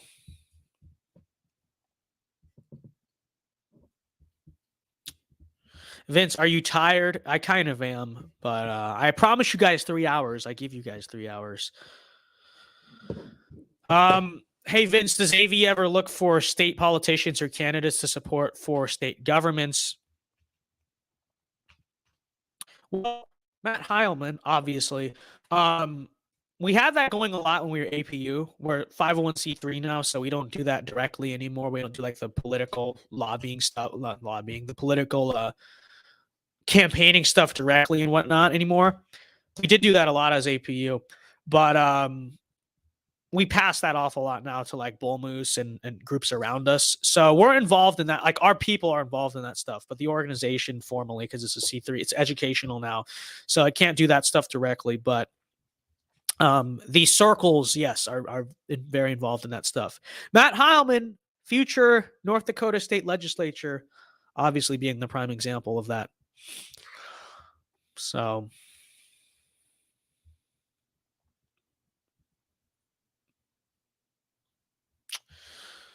socialists are all talk but won't even fight for their ideals. Hey, look, in his defense, I understand why he's scared. I do. I get it. I'm not saying I support it, but I, fully get it. Okay. I really do. At least the old commies were buff Russian dudes. New commies are skinny white boys. Yeah, I've talked about this before, but I think it kind of, I think it demonstrates the shift in the nature of communism.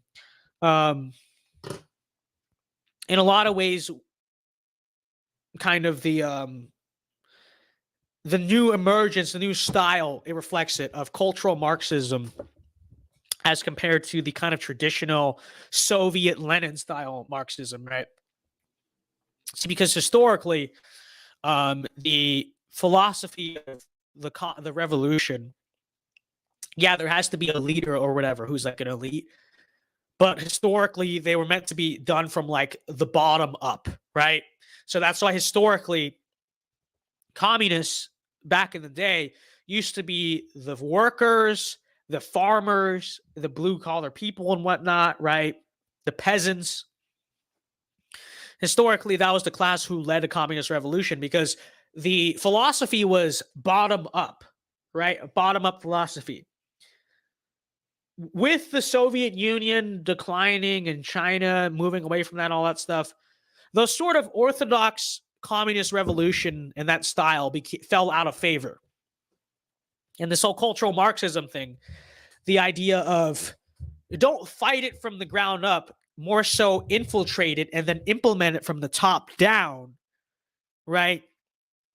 That's sort of the modern approach of most Marxists today. So this is why, I mean, what's the number one source pushing like outright Marxism really in the world today? It's the World Economic Forum, right? You look at the Great Reset. I mean, you know, as cheesy as it is to say this, is absolutely true. What the Great Reset at its core is what? Communism, Marxism. You will own nothing. Everyone will live in egalitarianism. No ownership, no nations, progressive everything, right? I mean, that's a Great Reset. As corny as it is to say, it is communism. But who's behind the World Economic Forum? These are not workers. These are not farmers. It's the richest people in the world, right? Pushing for it. And even you look at kind of the base of the communists or whatever, right? Whereas historically, it was the very poor people, the peasants or whatever. Those people, you know, for the most part, they're actually right-wing, and to the extent to which they're not, they're very poor. They don't really have agency to think about anything. But really, and most of them just vote for like generic liberals. Really, the current base of the communist revolution is like the upper middle class, specifically the pampered like upper middle class rich college kids, right? That's the commies. You look at your average Antifa, that's who they are. They do nothing. They're lazy. Their parents pay for everything.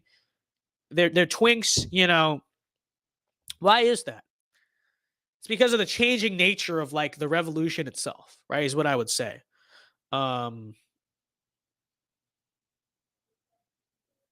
World Economic Forum is literally hyper-capitalist and liberal. Well, saying something is like liberal and left-wing, they're not really making a distinction. But no, abolishing private ownership is not hyper-capitalist by definition. You know, it's literally like if you slapped blue colors instead of red colors and slapped this kind of like modern 21st century like technocratic progressive in on it, the Great Reset reads straight out of John Lennon's Imagine, which itself reads straight out of the Communist Manifesto, right? So, but that kind of explains the reason why. You end up with communists that are such twinks, and they're rich. Ironic. It's like, well, but they're rich because like, or they're upper middle class. Why? Because that's who's driving the revolution, not the workers. You know, not the lower class people, the poor people, the peasants, all that.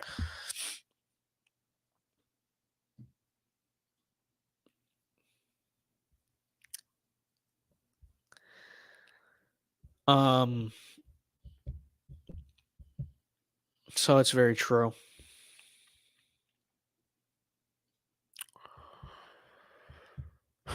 Let's see what else is going on. I'm going to scroll up a little bit earlier in chat here.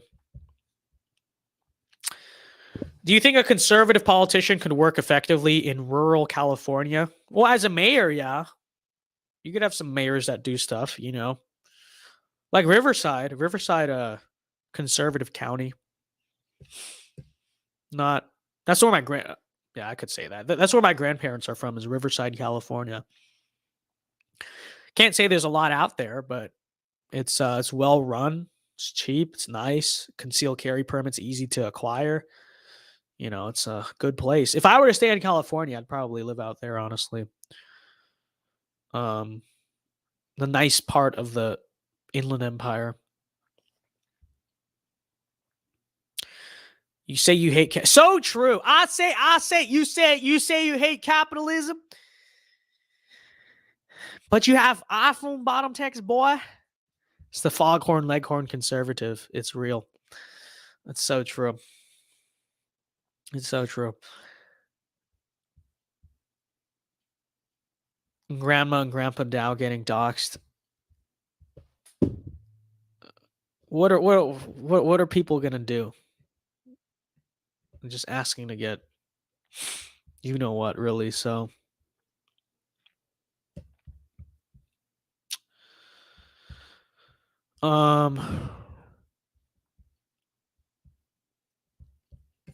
let's see. Ask questions in chat. Stop making. Okay, here's one. Vince, did the anti-federalists have a point? No, the anti-federalists were like just hyper libertarians. I don't think they had a point at all. They really had no solution. They just basically wanted anarchy to continue to rule America. So I'm not an anti-federal. I'm a big federalist. I'm like a Hamiltonian federalist. The anti-federalists basically grew into like the Jeffersonian liberals, and that basically goes against the whole vision of America I stand with. I'm totally with the federalist, specifically like the hard Hamiltonian federalist vision of America. Because I don't buy the whole smooth government thing equal conservative. I think order and hierarchy is conservative. Therefore, the federalists were the conservatives. By definition. So I don't think in fact, I would say that if anything, the Federalists didn't go far enough. That's what I would say. The Federalists didn't go far enough. They conceded too much ground to the anti-Federalists. Okay. This is the truth about the founding of America. All right. If Hamilton got to become president, the country would be a much better place today. All right, I would make that case. I know who that is. Okay, I know who that is. But I tweeted this out earlier this week too. But I know I've given the take in the past that like the only good part about Jeffersonianism, right, was the focus on like an agrarian America, a rural America, right? Because Jefferson, as pro-democracy and liberal as he was or whatever, the one thing he understood was in order for that to function, he needed a country of land-owning farmers, right? Because without that, democracy couldn't sustain. See, even our most liberal, most pro-democratic founder understood property ownership is a prerequisite for voting, right? And for a while, I used to say, well, Hamilton was good on everything else except for the city versus rural places. Like, I agree more with Jefferson on that. I always say, well, we got the worst of both worlds. The more I think about it, though, Jefferson wasn't even, like, based for that. Because it's not like, I think we see this as this false dichotomy. I don't think Hamilton ever wanted to abolish farms or rural areas. I don't think he was going to industrialize all of America. I don't think that's what Hamilton wanted at all. All that Hamilton wanted was for America to have functioning industry and manufacturing and development in cities. Like, that's all that Hamilton wanted. Jefferson didn't want any of those things. He just wanted, America to be some like medieval farming country that was also a democracy, And so can I even say I really agree with Jefferson on that? Like, no, I do think America should be a manufacturer, a country that makes things, that has organized and developed cities, that has civilization, So, it just in all ways, it's just like Jefferson sucked, Industrialization. It's true. Industrialization is a big part of American identity, How do we ever build the American dream without the American industry? It just doesn't make sense. Exactly. It's why America became powerful. It's why America is what it is. Was Jefferson the predecessor of the Democrats? Yes, he was. Jefferson was basically the predecessor to Jackson, who is basically the predecessor to the Democrats, The Federalists were really the the predecessors to really like the Whigs, you know, the Henry Clays and stuff like that. So,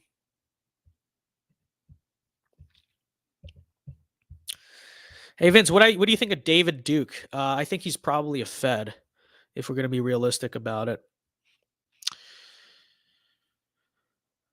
Jefferson wanted a medieval style republic similar to Genoa. Hamilton wanted what worked in the past Rome. Well, it's just true. I mean, but like, what would you prefer America to be? A great and mighty and powerful civilization, the most advanced civilization, or a little medieval farming republic? Like, I'm with Hamilton on this. Okay, I say that as someone who's not really the biggest city boy. Like, I grew up as a city boy, but like, you know, I'm not someone who romanticizes living in cities. I understand they're crowded, they kind of suck. I'm not the biggest fan, if I'm gonna be realistic about it. But I don't think Hamilton wanted to abolish farming and stuff. I think he just wanted to have functioning industry and functioning cities. And I too think America should have functioning industry and functioning cities. You know what I mean? Like, it should have those things. We should have cities that are clean and developed and you can be proud of and people want to live in and be in, you know? So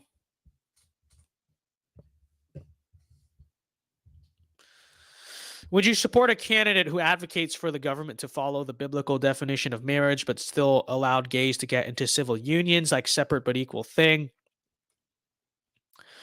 So there's two questions here. Would I support a candidate who said that? Honestly, probably yes. I would support that candidate because, and that's kind of a cope. That's kind of a compromise because that's not what I believe. That's not my position. But like, that is considerably like the conservative position as opposed to saying gay marriage should be marriage, right? And so I would say I am likely to support that candidate because that candidate would probably be like further right than most other candidates out there. So I will say that. But would I support that position? No, I don't think there should be a separate but equal thing. I don't think there should be a civil unions thing. I think, you know, that's kind of a compromise that is still conceding the definition of marriage. I don't think there should be the civil unions at all. I think it should just not be a thing. I think that the concession of civil unions is conceding too much, quite frankly. So, dude, I'm starving. I'm starving. Might have to go snack mode on stream, although I don't have snacks, sadly. I have raw ground beef, but that's not exactly the easiest thing to cook, is it? Like in the middle of stream. So I don't know. We're in a little bit of a predicament here. All right. We're in a little bit of predicament here. All civilizations have to have farmland, even an industrialized nation. Well, I agree with that. Obviously, I agree with that. My point being, I don't think that Hamilton disagreed with that, right? I think it's more so that Jefferson had this just like strange fixation on hating industry. You know what I mean? Is kind of what I'm saying. Do a cooking stream. Everything is plugged in here. I can't exactly just carry it that easily. Okay, over. Chef Vince can make this a cooking show. Oh, and guys, we're gonna want to add the garlic salt at 350 and all that. That would be funny. That'd be funny. I want to do gaming streams though. Eventually, I don't have a PC. That's a problem. I need to get like a PC, which is probably gonna be quite expensive. Very annoying. But I would like to do like a New Vegas playthrough or something as part of our content. I feel like it'd be fun. Yes, that's what I was thinking. Okay.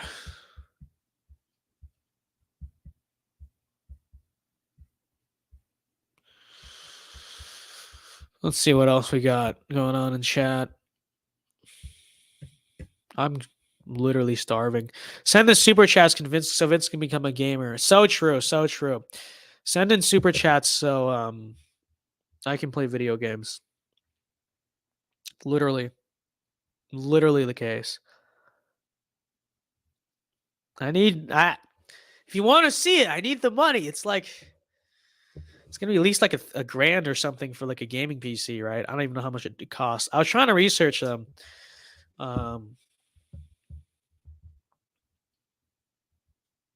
But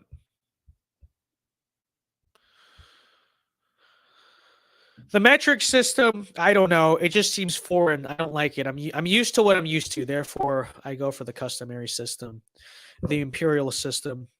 It's really weird because didn't Britain actually invent the customary system or whatever? Isn't it literally called the imperial system? But for some reason, they adopted the metric system and we kept the British system. See, that's proof of what we were talking about earlier. It's so true. We are English civilization. We're the real Britain. This is true.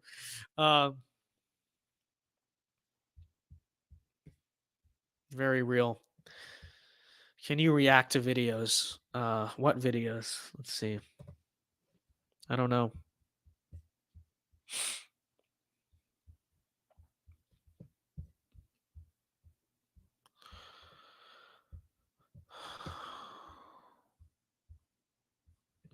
Let me see. I don't know. Let's see if there's anything funny I can find on YouTube to react to.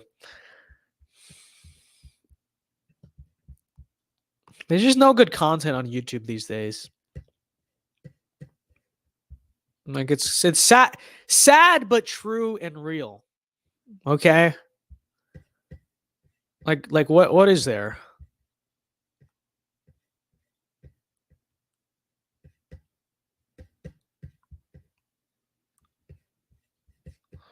I don't know. I can't find a lot. Nothing is funny. Nothing is funny anymore. What's your Senate prediction? I think Republicans narrowly win it back. I don't know the exact margins. I think we win in Pennsylvania. We win in Ohio, obviously, in Florida. We win in Georgia. We win in Arizona. And we win in Nevada. Whatever number that adds up to, that's my Senate prediction. I don't know.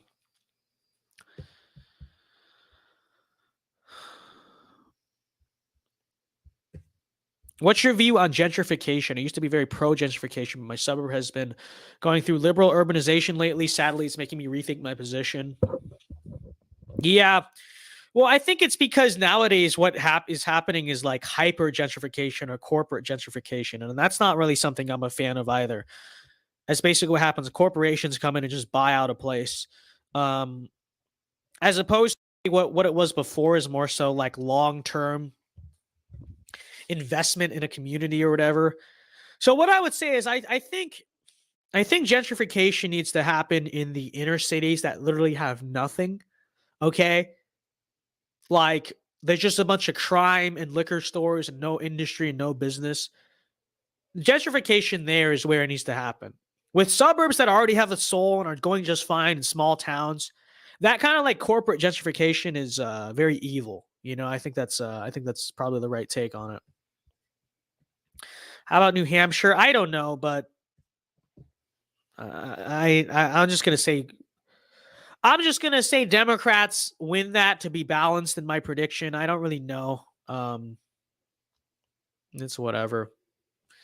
They're very loud people outside. They're being very annoying. Do you guys hear them? I doubt you guys can hear them, but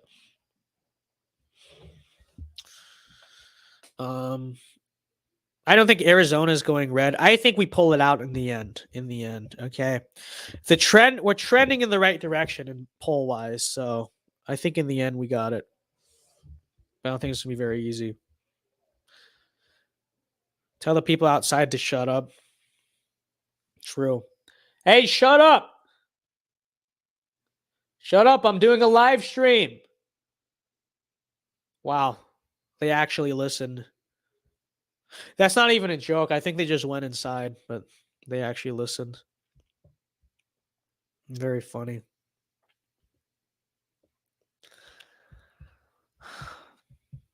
I'm literally starving, guys. This is not fun.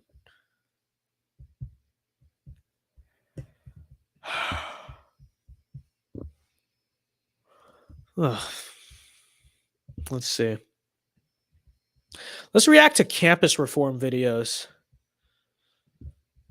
I just saw that randomly in my feed. Why not? My name is Logan Dubill, and you are watching Campus Reform. Today, I am at the University of Pittsburgh talking with college students about the 9/11 terrorist. Wait. Campus. I know this guy. Yo, that's Logan. He follows me on social media. Let's go. I know him. Ha. Clout. All right, let's see. Anyways, Reform. Today, I am at the University of Pittsburgh talking with college students about the 9/11 terrorist attacks. Okay, they're University of Pittsburgh. Very interesting. Do these students remember learning about the attacks in school at all? Do they think that we should just move on from 9/11 altogether? Let's find out. Well, Mark Levin sucks, so screw him. I know her too. Do you know what the last major terrorist attack on U.S. soil was? I actually do not. I want to say 9/11, but I feel like that's old. I'm going to say 9/11. I have no clue. No, I don't. It wouldn't be a shooting. No. Then no. Wouldn't, according to the libtards, the last major one be Jan 6? Like, I'm not saying that. I'm not endorsing that, but it's like, according to Wikipedia, wouldn't that be true? Like, couldn't the libtards look at that and say you're wrong? It wasn't 9/11. I'm just saying like a counterpoint to the logic of the video, but Uvalde, Texas. I would consider that terrorism. 9/11. Wait, 9/11. 9/11. Did you remember learning about 9/11 in school? Very briefly, like at the end of my AP Gov class. It was never something that anyone in my academic history like kind of ignored. We watched videos mostly. They did actually do a section on like Islamophobia as a result of 9/11. Mainly videos, like documentaries, or like textbook readings. We learned about like personal feelings and personal connections to it. In school, it was just that day for the most part. My teacher mainly told his like personal story. Like, I'm sorry, they need to figure out better camera angles for these. Okay. Pro tip to anyone doing campus reform videos. I'm not a journalism expert, but I do know about angles. And one of the things you have to do is, you see how like the camera is over here and she's looking like at him over here. It's a really weird angle because she doesn't know where to put her eyes. And then so what you have to do is like move the camera a little bit to the side. So that it's not such an awkward shot. Either she's centered, there's something more. I don't know. I'm not going to be a nerd about this.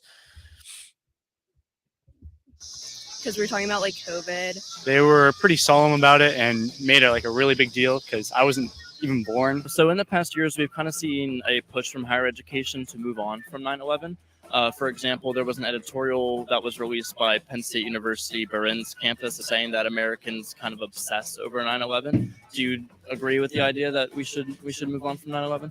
I think it's an important part of history. So like, no, it's fine. It's not a big, huge thing I've ever learned. It's been like a day lesson. A lot of people died. That sucks. I think that, they should be told that. I think it's important to tell like what actually happened and explain maybe that like Islam wasn't the reason that happened. The victors write the history books. And I think that's kind of wrong. Okay. All right. I'm going to drop a flaming hot take on this topic. Are you ready? They're right. Not the liberals, but like the basic statement that we need to quote unquote move on from 9/11. People are gonna get very mad at this. So let me explain what I mean. Okay, let me explain what I actually mean by that. I don't mean that in the sense that we should stop memorializing it or honor it, the people who died or remember it. Okay. But I think that we do need to move on from it in the sense that we need to stop living in a very hyper post 9/11 society, right? By, let's see, so what, 21 years after, by 1962, Pearl Harbor did not define American politics or American life, right? It was something everyone remembered, But in a political sense, in a social sense, people largely moved on from it. Why? Because it just was not an issue that immediately impacted society anymore. Okay? I'd argue that the take that how dare you move on from 9/11? In many ways, I see it as like neocon propaganda. I mean, that's just the truth. Because the basic premise is they want you to continue to live in that 2003 hyper-interventionist, hyper-hawkish foreign policy cultural mindset, right?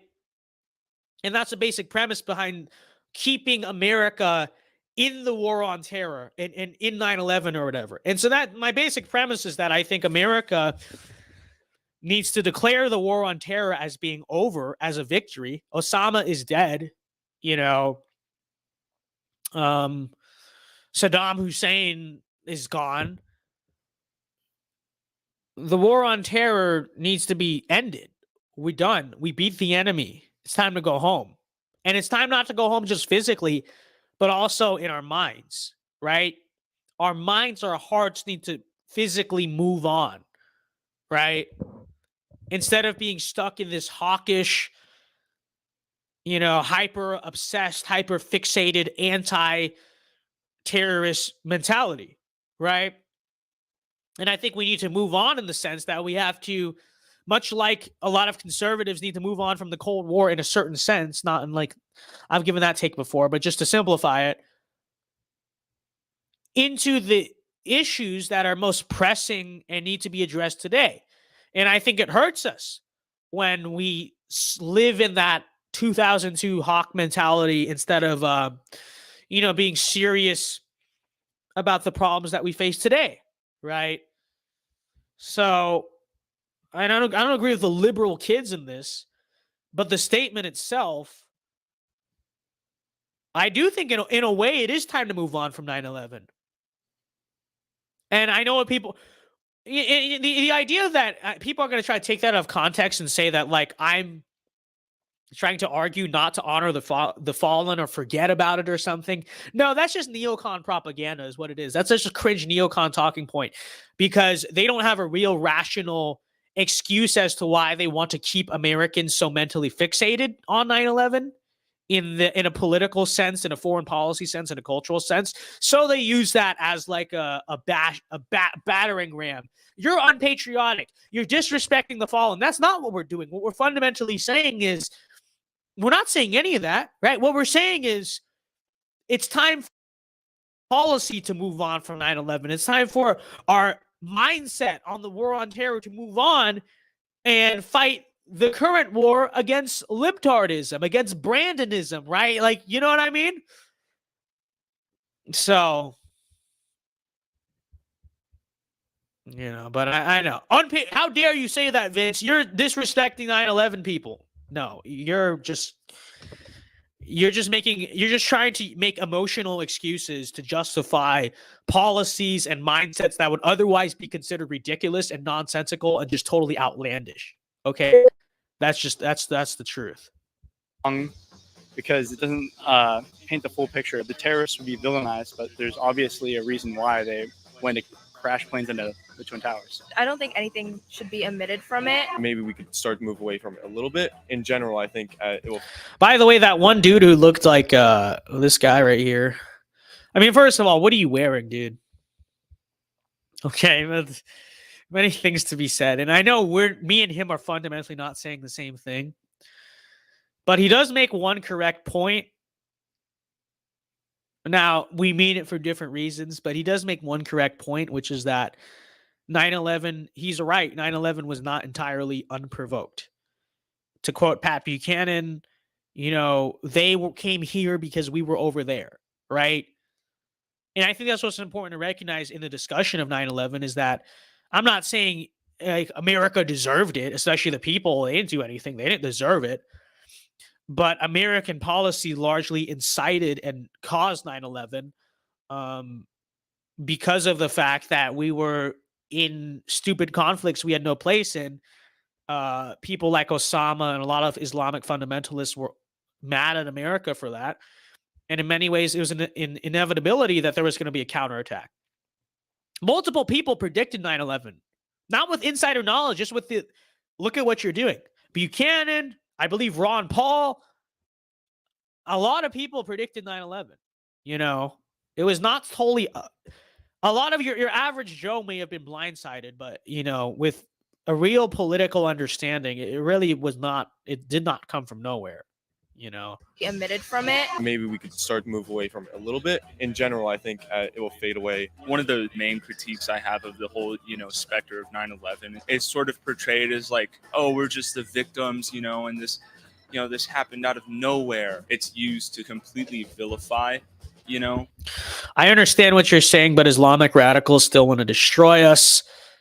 We can't pretend they don't. Are you suggesting we forget that? Okay, first of all, I think the Islamic radical thing is overblown for two reasons. Not that they don't exist, but the extent to which they want to destroy us. Okay, number one, the CIA. I didn't say. Actually, I was just kidding. Of course, everything is legitimate. Of course, I pledge loyalty to the libtard world order. Okay, just number. I didn't say that. I didn't. Hey, YouTube, FBI, CIA. I didn't say anything. It was a joke. I was joking. I would never suggest that they egg on and purposely incite and create Islamic terrorism, because they don't do that.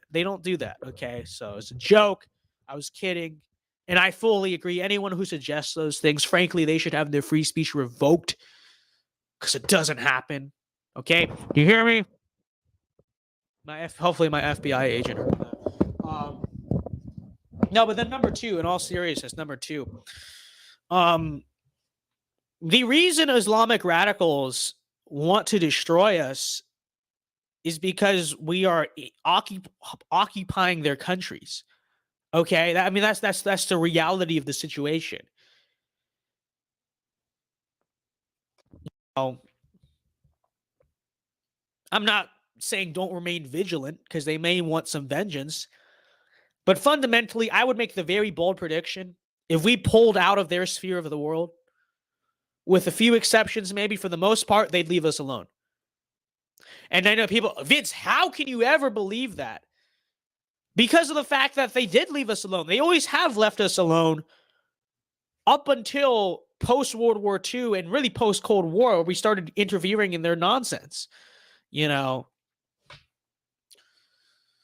So I think, now, with that said, I'm not in favor of the Islamification, especially of Europe. But I think the real way to avoid that stuff is separate one another. We are Christendom. We are the Christian sphere of the world. They can have their Islamic sphere. We leave each other alone. But when we start putting each other in each other's business, of course, people are going to start killing each other, So what I'm suggesting fundamentally is, if Islamic radicalism is such a problem, then maybe allowing migration of those parts of the world into the Christian parts of the world is not a smart idea.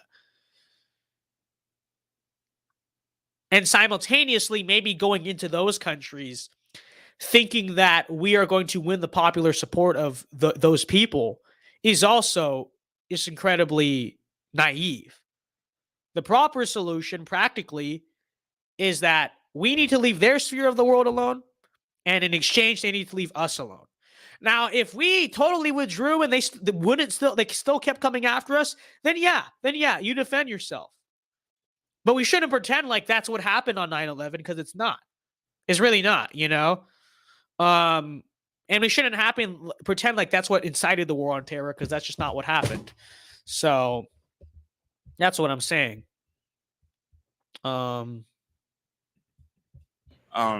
Middle Eastern people especially. We don't learn about history, we repeat it. So just being aware of these things. Would you kind of agree with? She's wearing a mask in 2022. The sentiment then that it might be time to move on?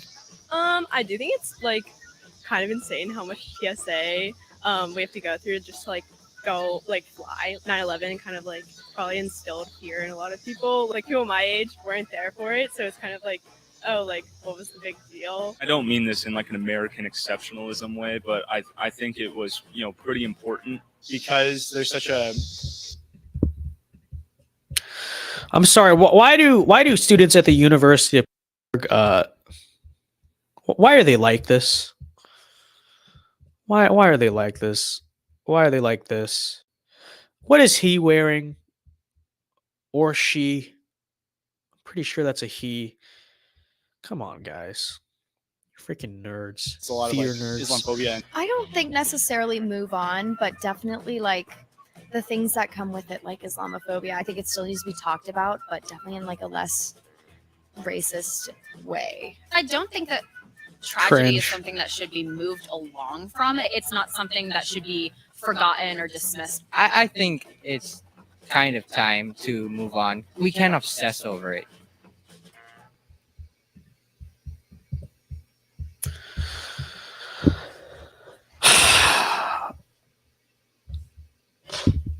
Again, I don't like all of these conservative groups will do this. I don't like the premise of it, if I'm going to be honest. Because the implication is like, we should continue the war on terror. We should continue to be in the Middle East, continue to have the same mindset of George Bush circa 2001, 2002. You know, we should continue to call people who are against the war on terror unpatriotic, to quote David French or David Frum.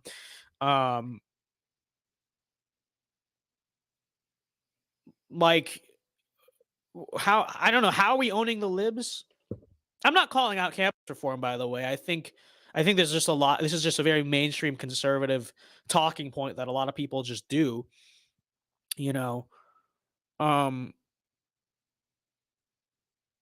like, what, I don't know, how are we furthering what we want by arguing to maintain the neocon mindset of 2002? You know, because I think when people say move on from 9/11, most people in general, not just like conservatives, most people in general mean, they don't mean, oh, disrespect the fallen, forget 9/11. They mean, don't let 9/11 occupy every aspect of your mindset in your life. And I agree with that.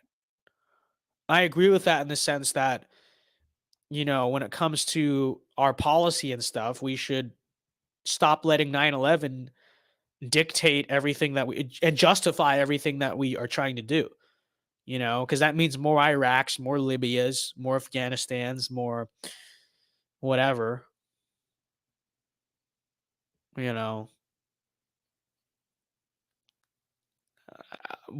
what are we proving? Like, I don't understand it. I don't know. It's just like, you see what I'm saying? Am I wrong? Am I out of touch there?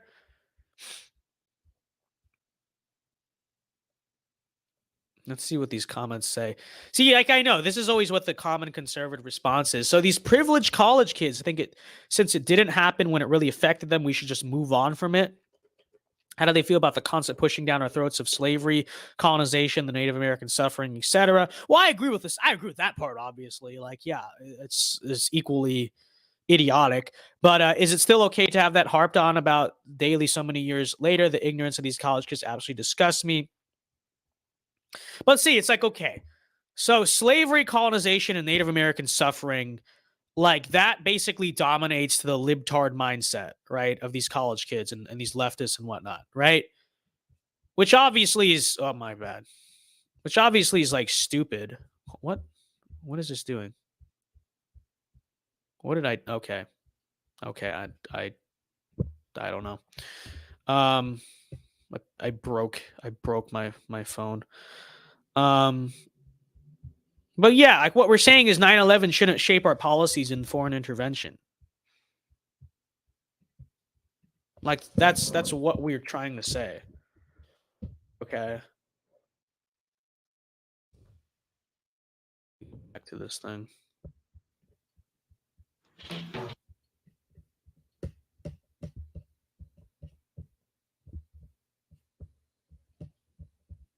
Anyways, that's what we're trying to say. Um,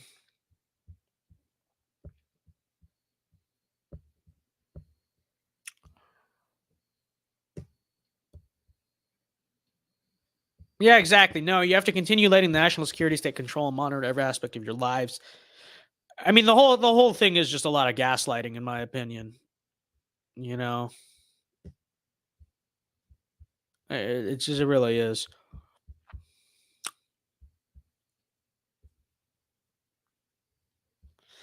Hey Vince, there's a human being at my school who has they, them, and my body, my choice, and a jacket on a jacket, and also has a pentagram necklace. Does he or she have a father, though? Is I think the question we should be asking ourselves, and is the relevant question to ask.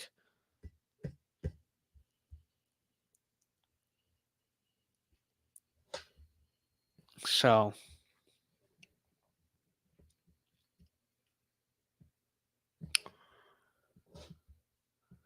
you're going to have to wait till boomers die off to forget 9/11.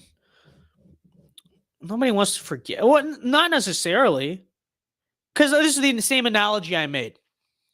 Did Pearl Harbor dominate the mindset and the politics and the worldview of Americans in 1962? Same time frame, 21 years. No, it didn't. You know, so I'm making the case is still should be the same thing. You know, and we should declare victory. So let's see what other content we can react to here.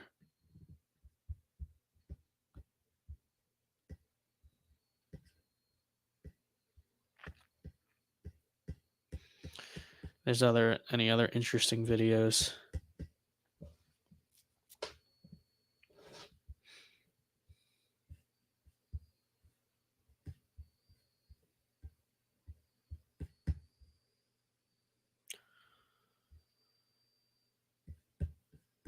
I don't know. I want funny street content.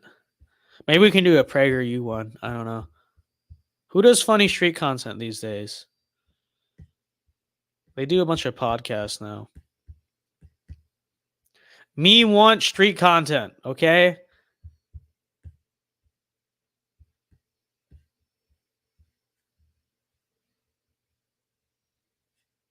I mean, I know we're scrolling past it. I'm just trying to find like one that seems appealing.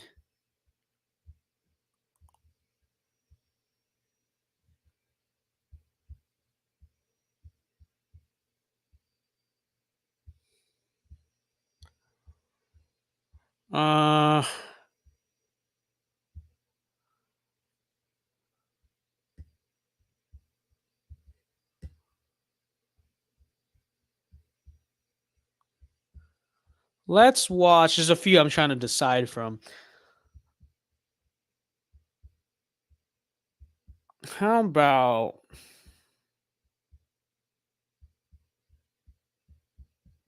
I can't decide. I'm very indecisive. Okay, hear about this one. I'm Electra Schwerha with Campus Reform, and today This we're is find abortion in the Constitution for $20. Real. in Georgetown talking to people about the recent Supreme Court decision to overturn Roe versus Wade. I am willing to pay someone $20 if they can tell me where in the Constitution the right to an abortion is located. I know. Let's find out what we get.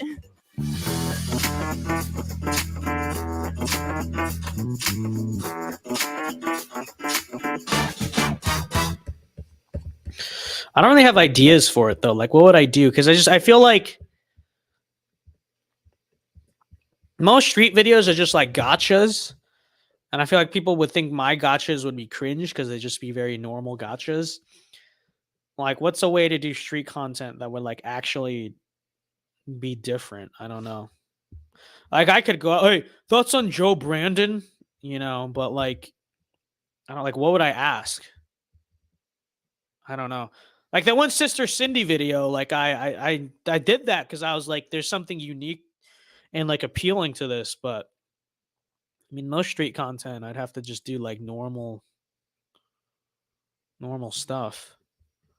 Tell me how you thought about the overturn of Roe versus Wade. I was pretty depressed about it. It made me really angry. I mean, we saw it coming, but still.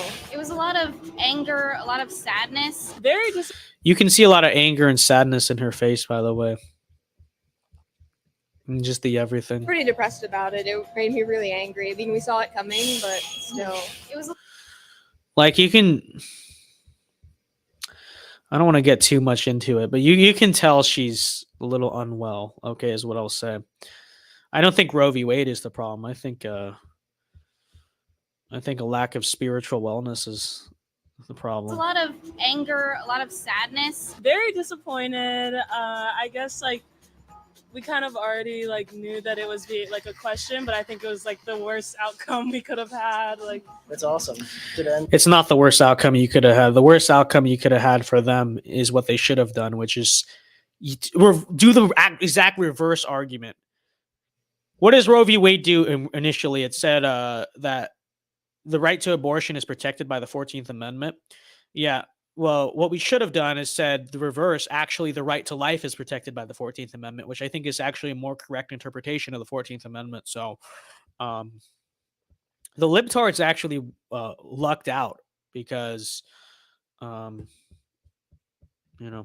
It's a bad jurisprudential decision, but it's also a win for life and for morality, and hopefully states will pass bills that will limit the number of abortions that happen nationwide, so we get back to a culture of life in this country. It wasn't unexpected. Based kid. I feel like with the number of Supreme Court justices that have been put in the past White 4 knight. years, it makes sense that it was the first of many things to fall away.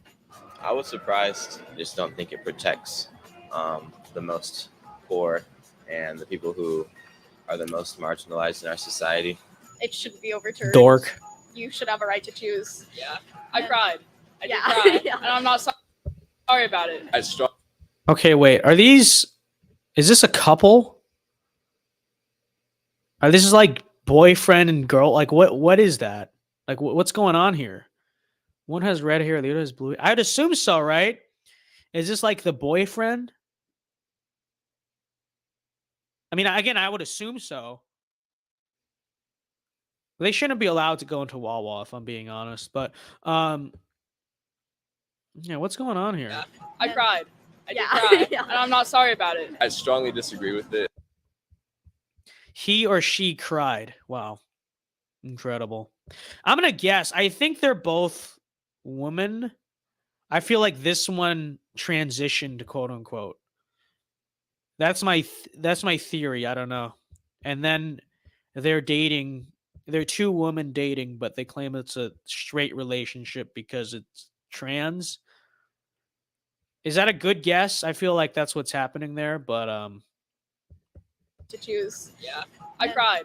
I did cry. And I'm not sorry about it. I strongly. I can't believe you cried. Be a man or whatever.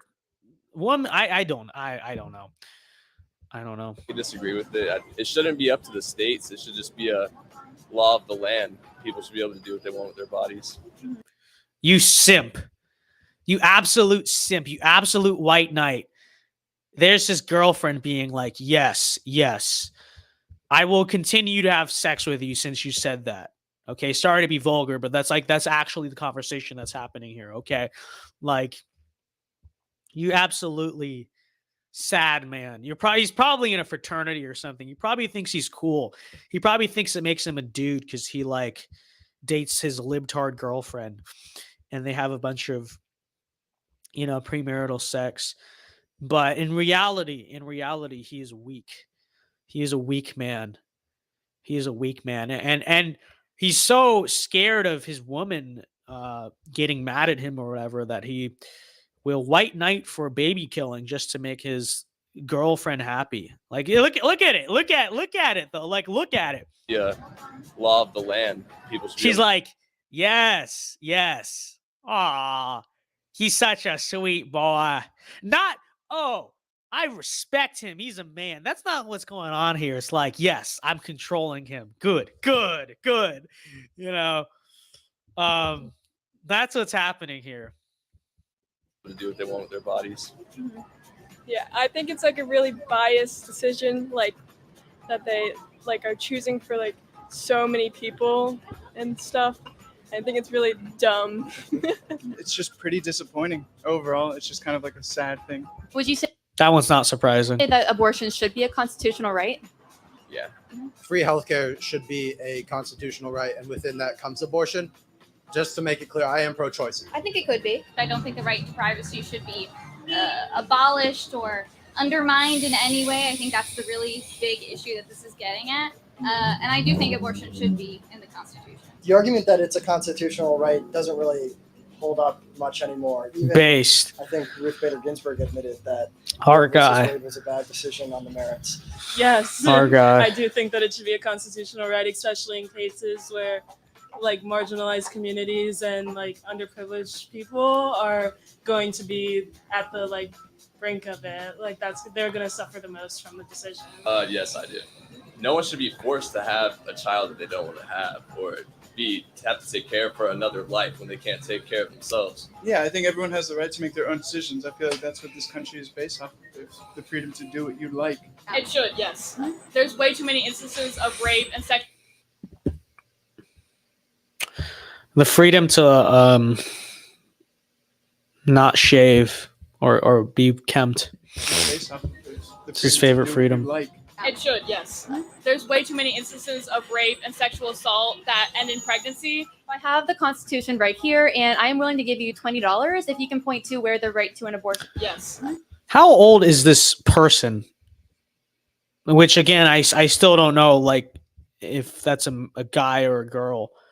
But like, listen to his or her voice. His or her voice has not even like broken yet. Okay, he or she has braces, and it has a prepubescent voice.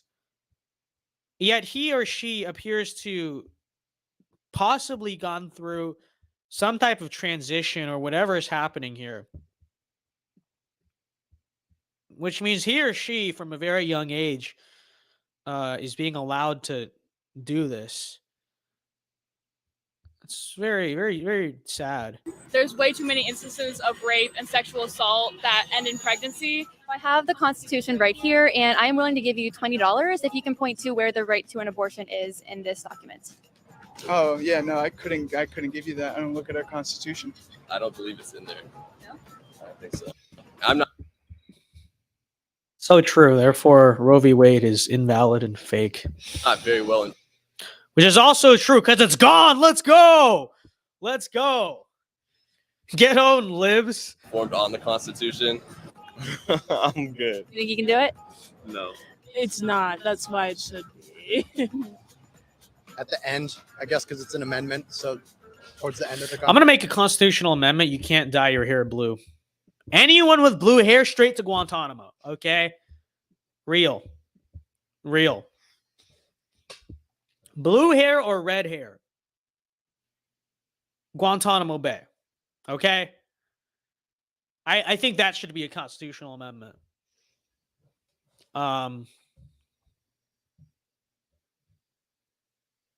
Yeah. We're going with that.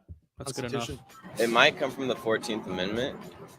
The one that's citizenship? I can't do that. I can't do that. Yeah. The word abortion or the right to privacy is not in the Constitution.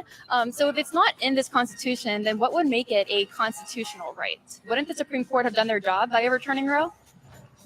I mean, I guess, but I feel like at the end of the day, it shouldn't matter. No, they didn't do their job because they also have the need to support millions of people. If it's not in the Constitution, what would make it? These kids, man, they don't understand. These damn kids. They don't understand that the Supreme Court is not meant to do that. So if only he had civics. If only we taught civics in school, even though we already do, even if we just taught civics in school, then all these damn kids would stop hating America and the Constitution and loving Joe Biden.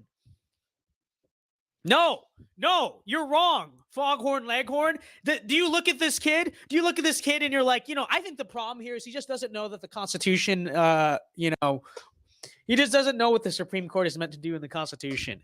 No, that's not why he's a libtard. He's spiritually ill. He lacks God. He lacks God. He lacks tradition. He lacks masculinity. Okay? You do not fix this man. I just want to make this clear point to our Republicans out there. You do not fix this man by teaching him the Constitution. You fix this man by teaching him the gospel and tradition. Okay, and masculine. That's what you. That's how you fix him. Okay, because I already know. I hear that. I know what all the boomers in the comments are saying. These damn kids, they don't understand the Constitution. No, they don't. But that's not the problem with them. I mean, would this kid like have a job and not be like a skater boy if he knew the Constitution? What about him or her? Would he or she? If he or she just knew what the Constitution said, would he or she like be a functioning member of society? You know,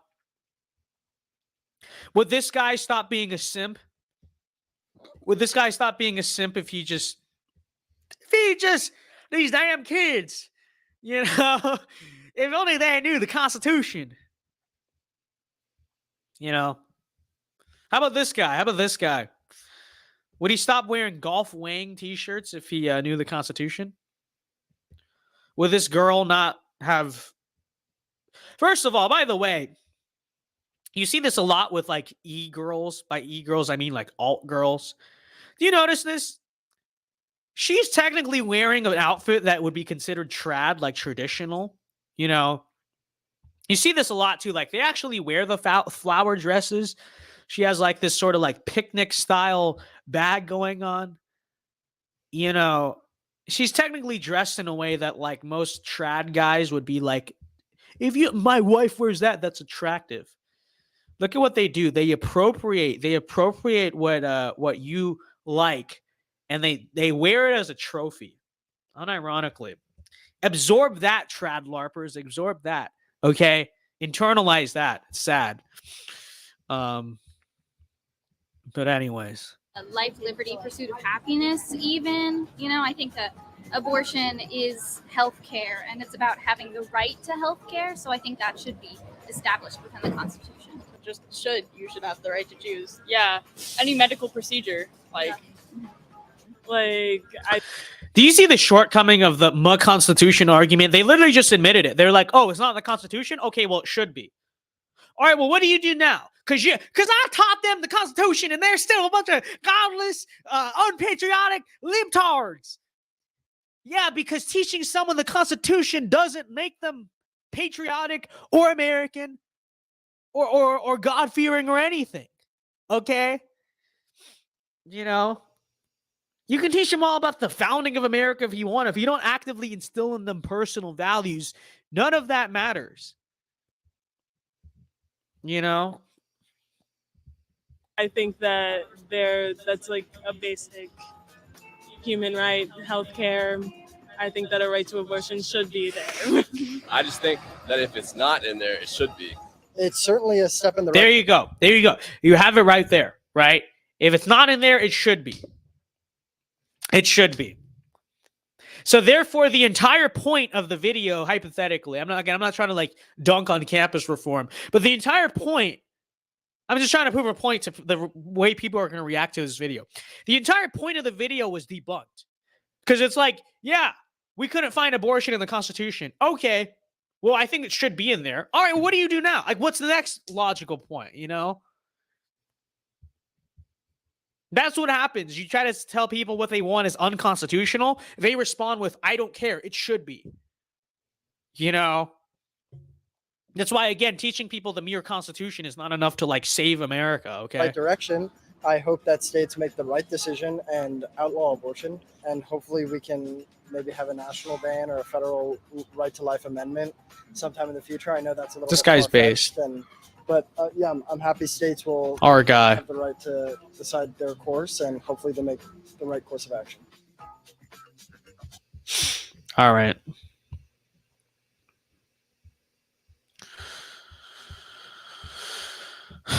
Based Vince, yes, one of the best points of the night. Thank you very much. It's real. It's real. You sent me to react to stuff. Can we please go back to reading the chat? I have been reading the chat.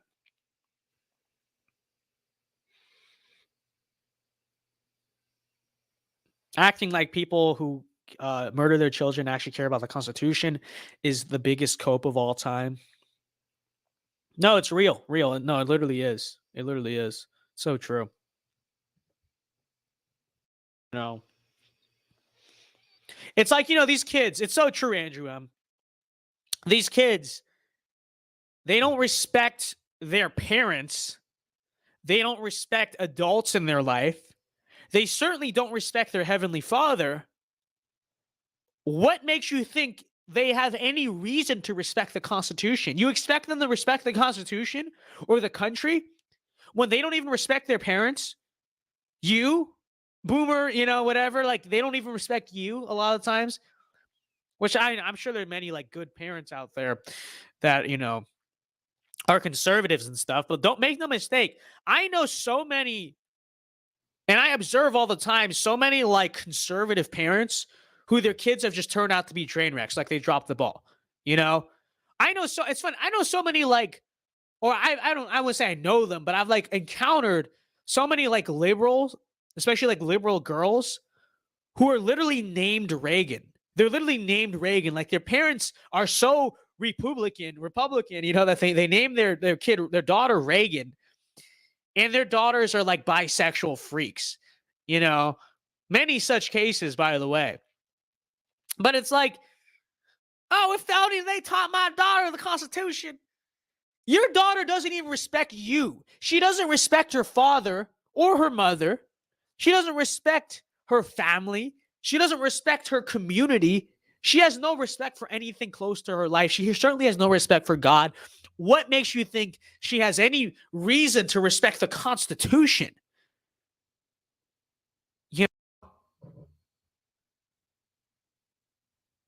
You don't even do your job as parents and you expect your daughters to respect the Constitution?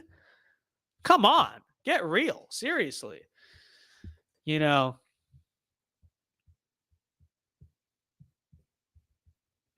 All right.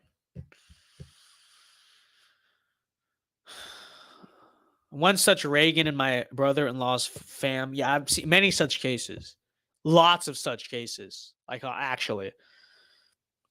It's very strange. Because it's like, if you're going to name your daughter Reagan, you better do an extra good job. And for some reason, they manage to always do an extra poor job a lot. So, one thing American Christians should learn from Asian culture to respect their parents and ancestors. I don't think it's an exclusively Asian thing. I think it's a very historically Western thing too.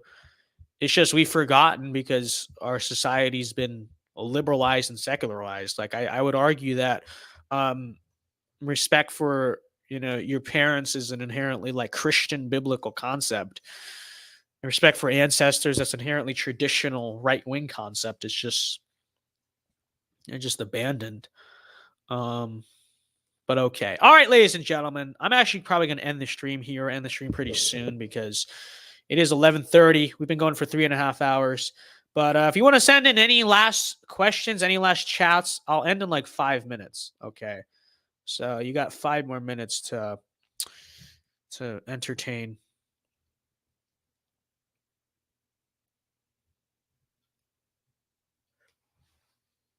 So only Reagan I knew was the daughter of my physics teacher in high school. He was a vegan, had some libertarian values, and was a flat earther. Wow. Incredible. I have a... Who the heck is this? Some random Indian bot. Just trying to add me. Go away, Indian bot. Imagine existing. Imagine being that strange. That you were an Indian bot. Okay, anyways. Physics teacher, flat earther. That's actually kind of based. All right. I know I'm coping because maybe he was not the greatest in other regards, but like a physics teacher being a flat earther, that's just so Kino. Like that's just incredible. No, that's actually funny. That's actually funny. I endorse that. Vince Omegle stream when? I can't because there's too much there's too many people that go on Omegle just to like do just you know what, like what's against TOS. So I mean we could do Omegle videos that I edit, but it's too risky to do a stream. We could get the whole channel taken down doing that.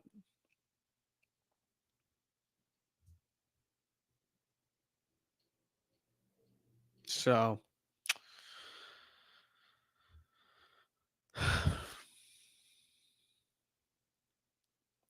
I'm going to sell cars to feed my family, help me cope. What's wrong with that? What's wrong with that? Being a car dealership guy is kind of epic. I don't see the problem. You get to have like nice hair and like be a car. Yeah, I know used car salesmen, they have very like bad reputations, but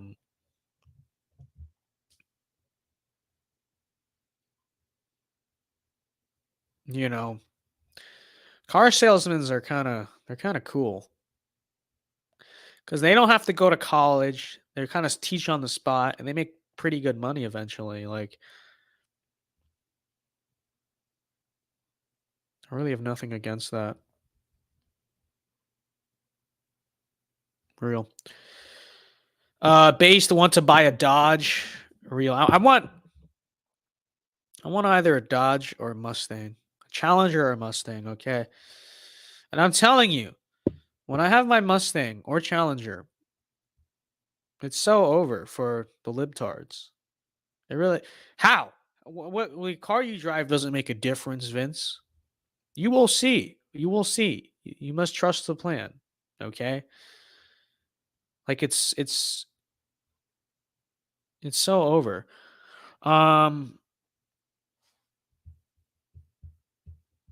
Vince, how about we sell California to Mexico? I'll take it. We sell California to Mexico. We annex Alberta. Why not? It works. It works. Actually, how about we take California and just like deport the people who live there, except for like 10% of them?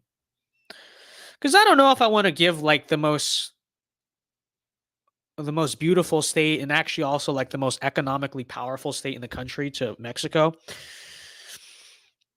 I would say we basically take like just kick everyone who lives there out and colonize it for ourselves. I actually think that's much, much better, if I'm going to be honest with you. I don't think it's much of a competition.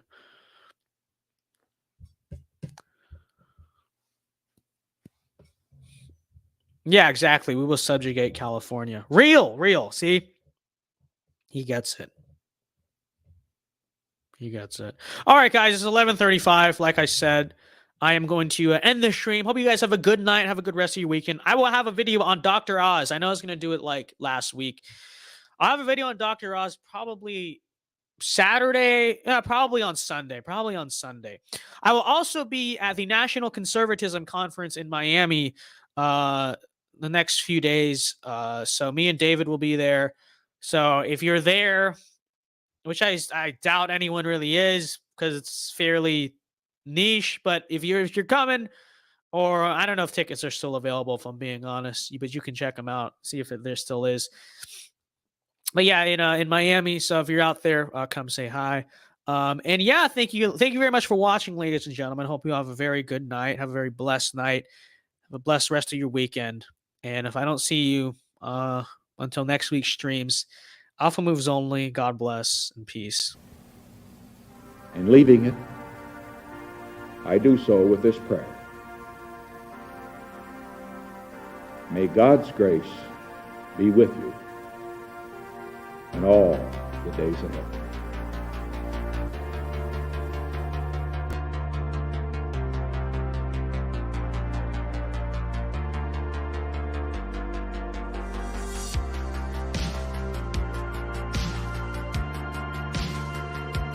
And it's easy to be discouraged right now, but it won't defeat God's church. Be encouraged. There are thousands of prophets who have not bowed the knee to Baal. And be encouraged. At the end of the day, the bride of Christ will be defended. She will be protected. She will be preserved. And she will be restored, redeemed, and rescued by her Savior. Amen.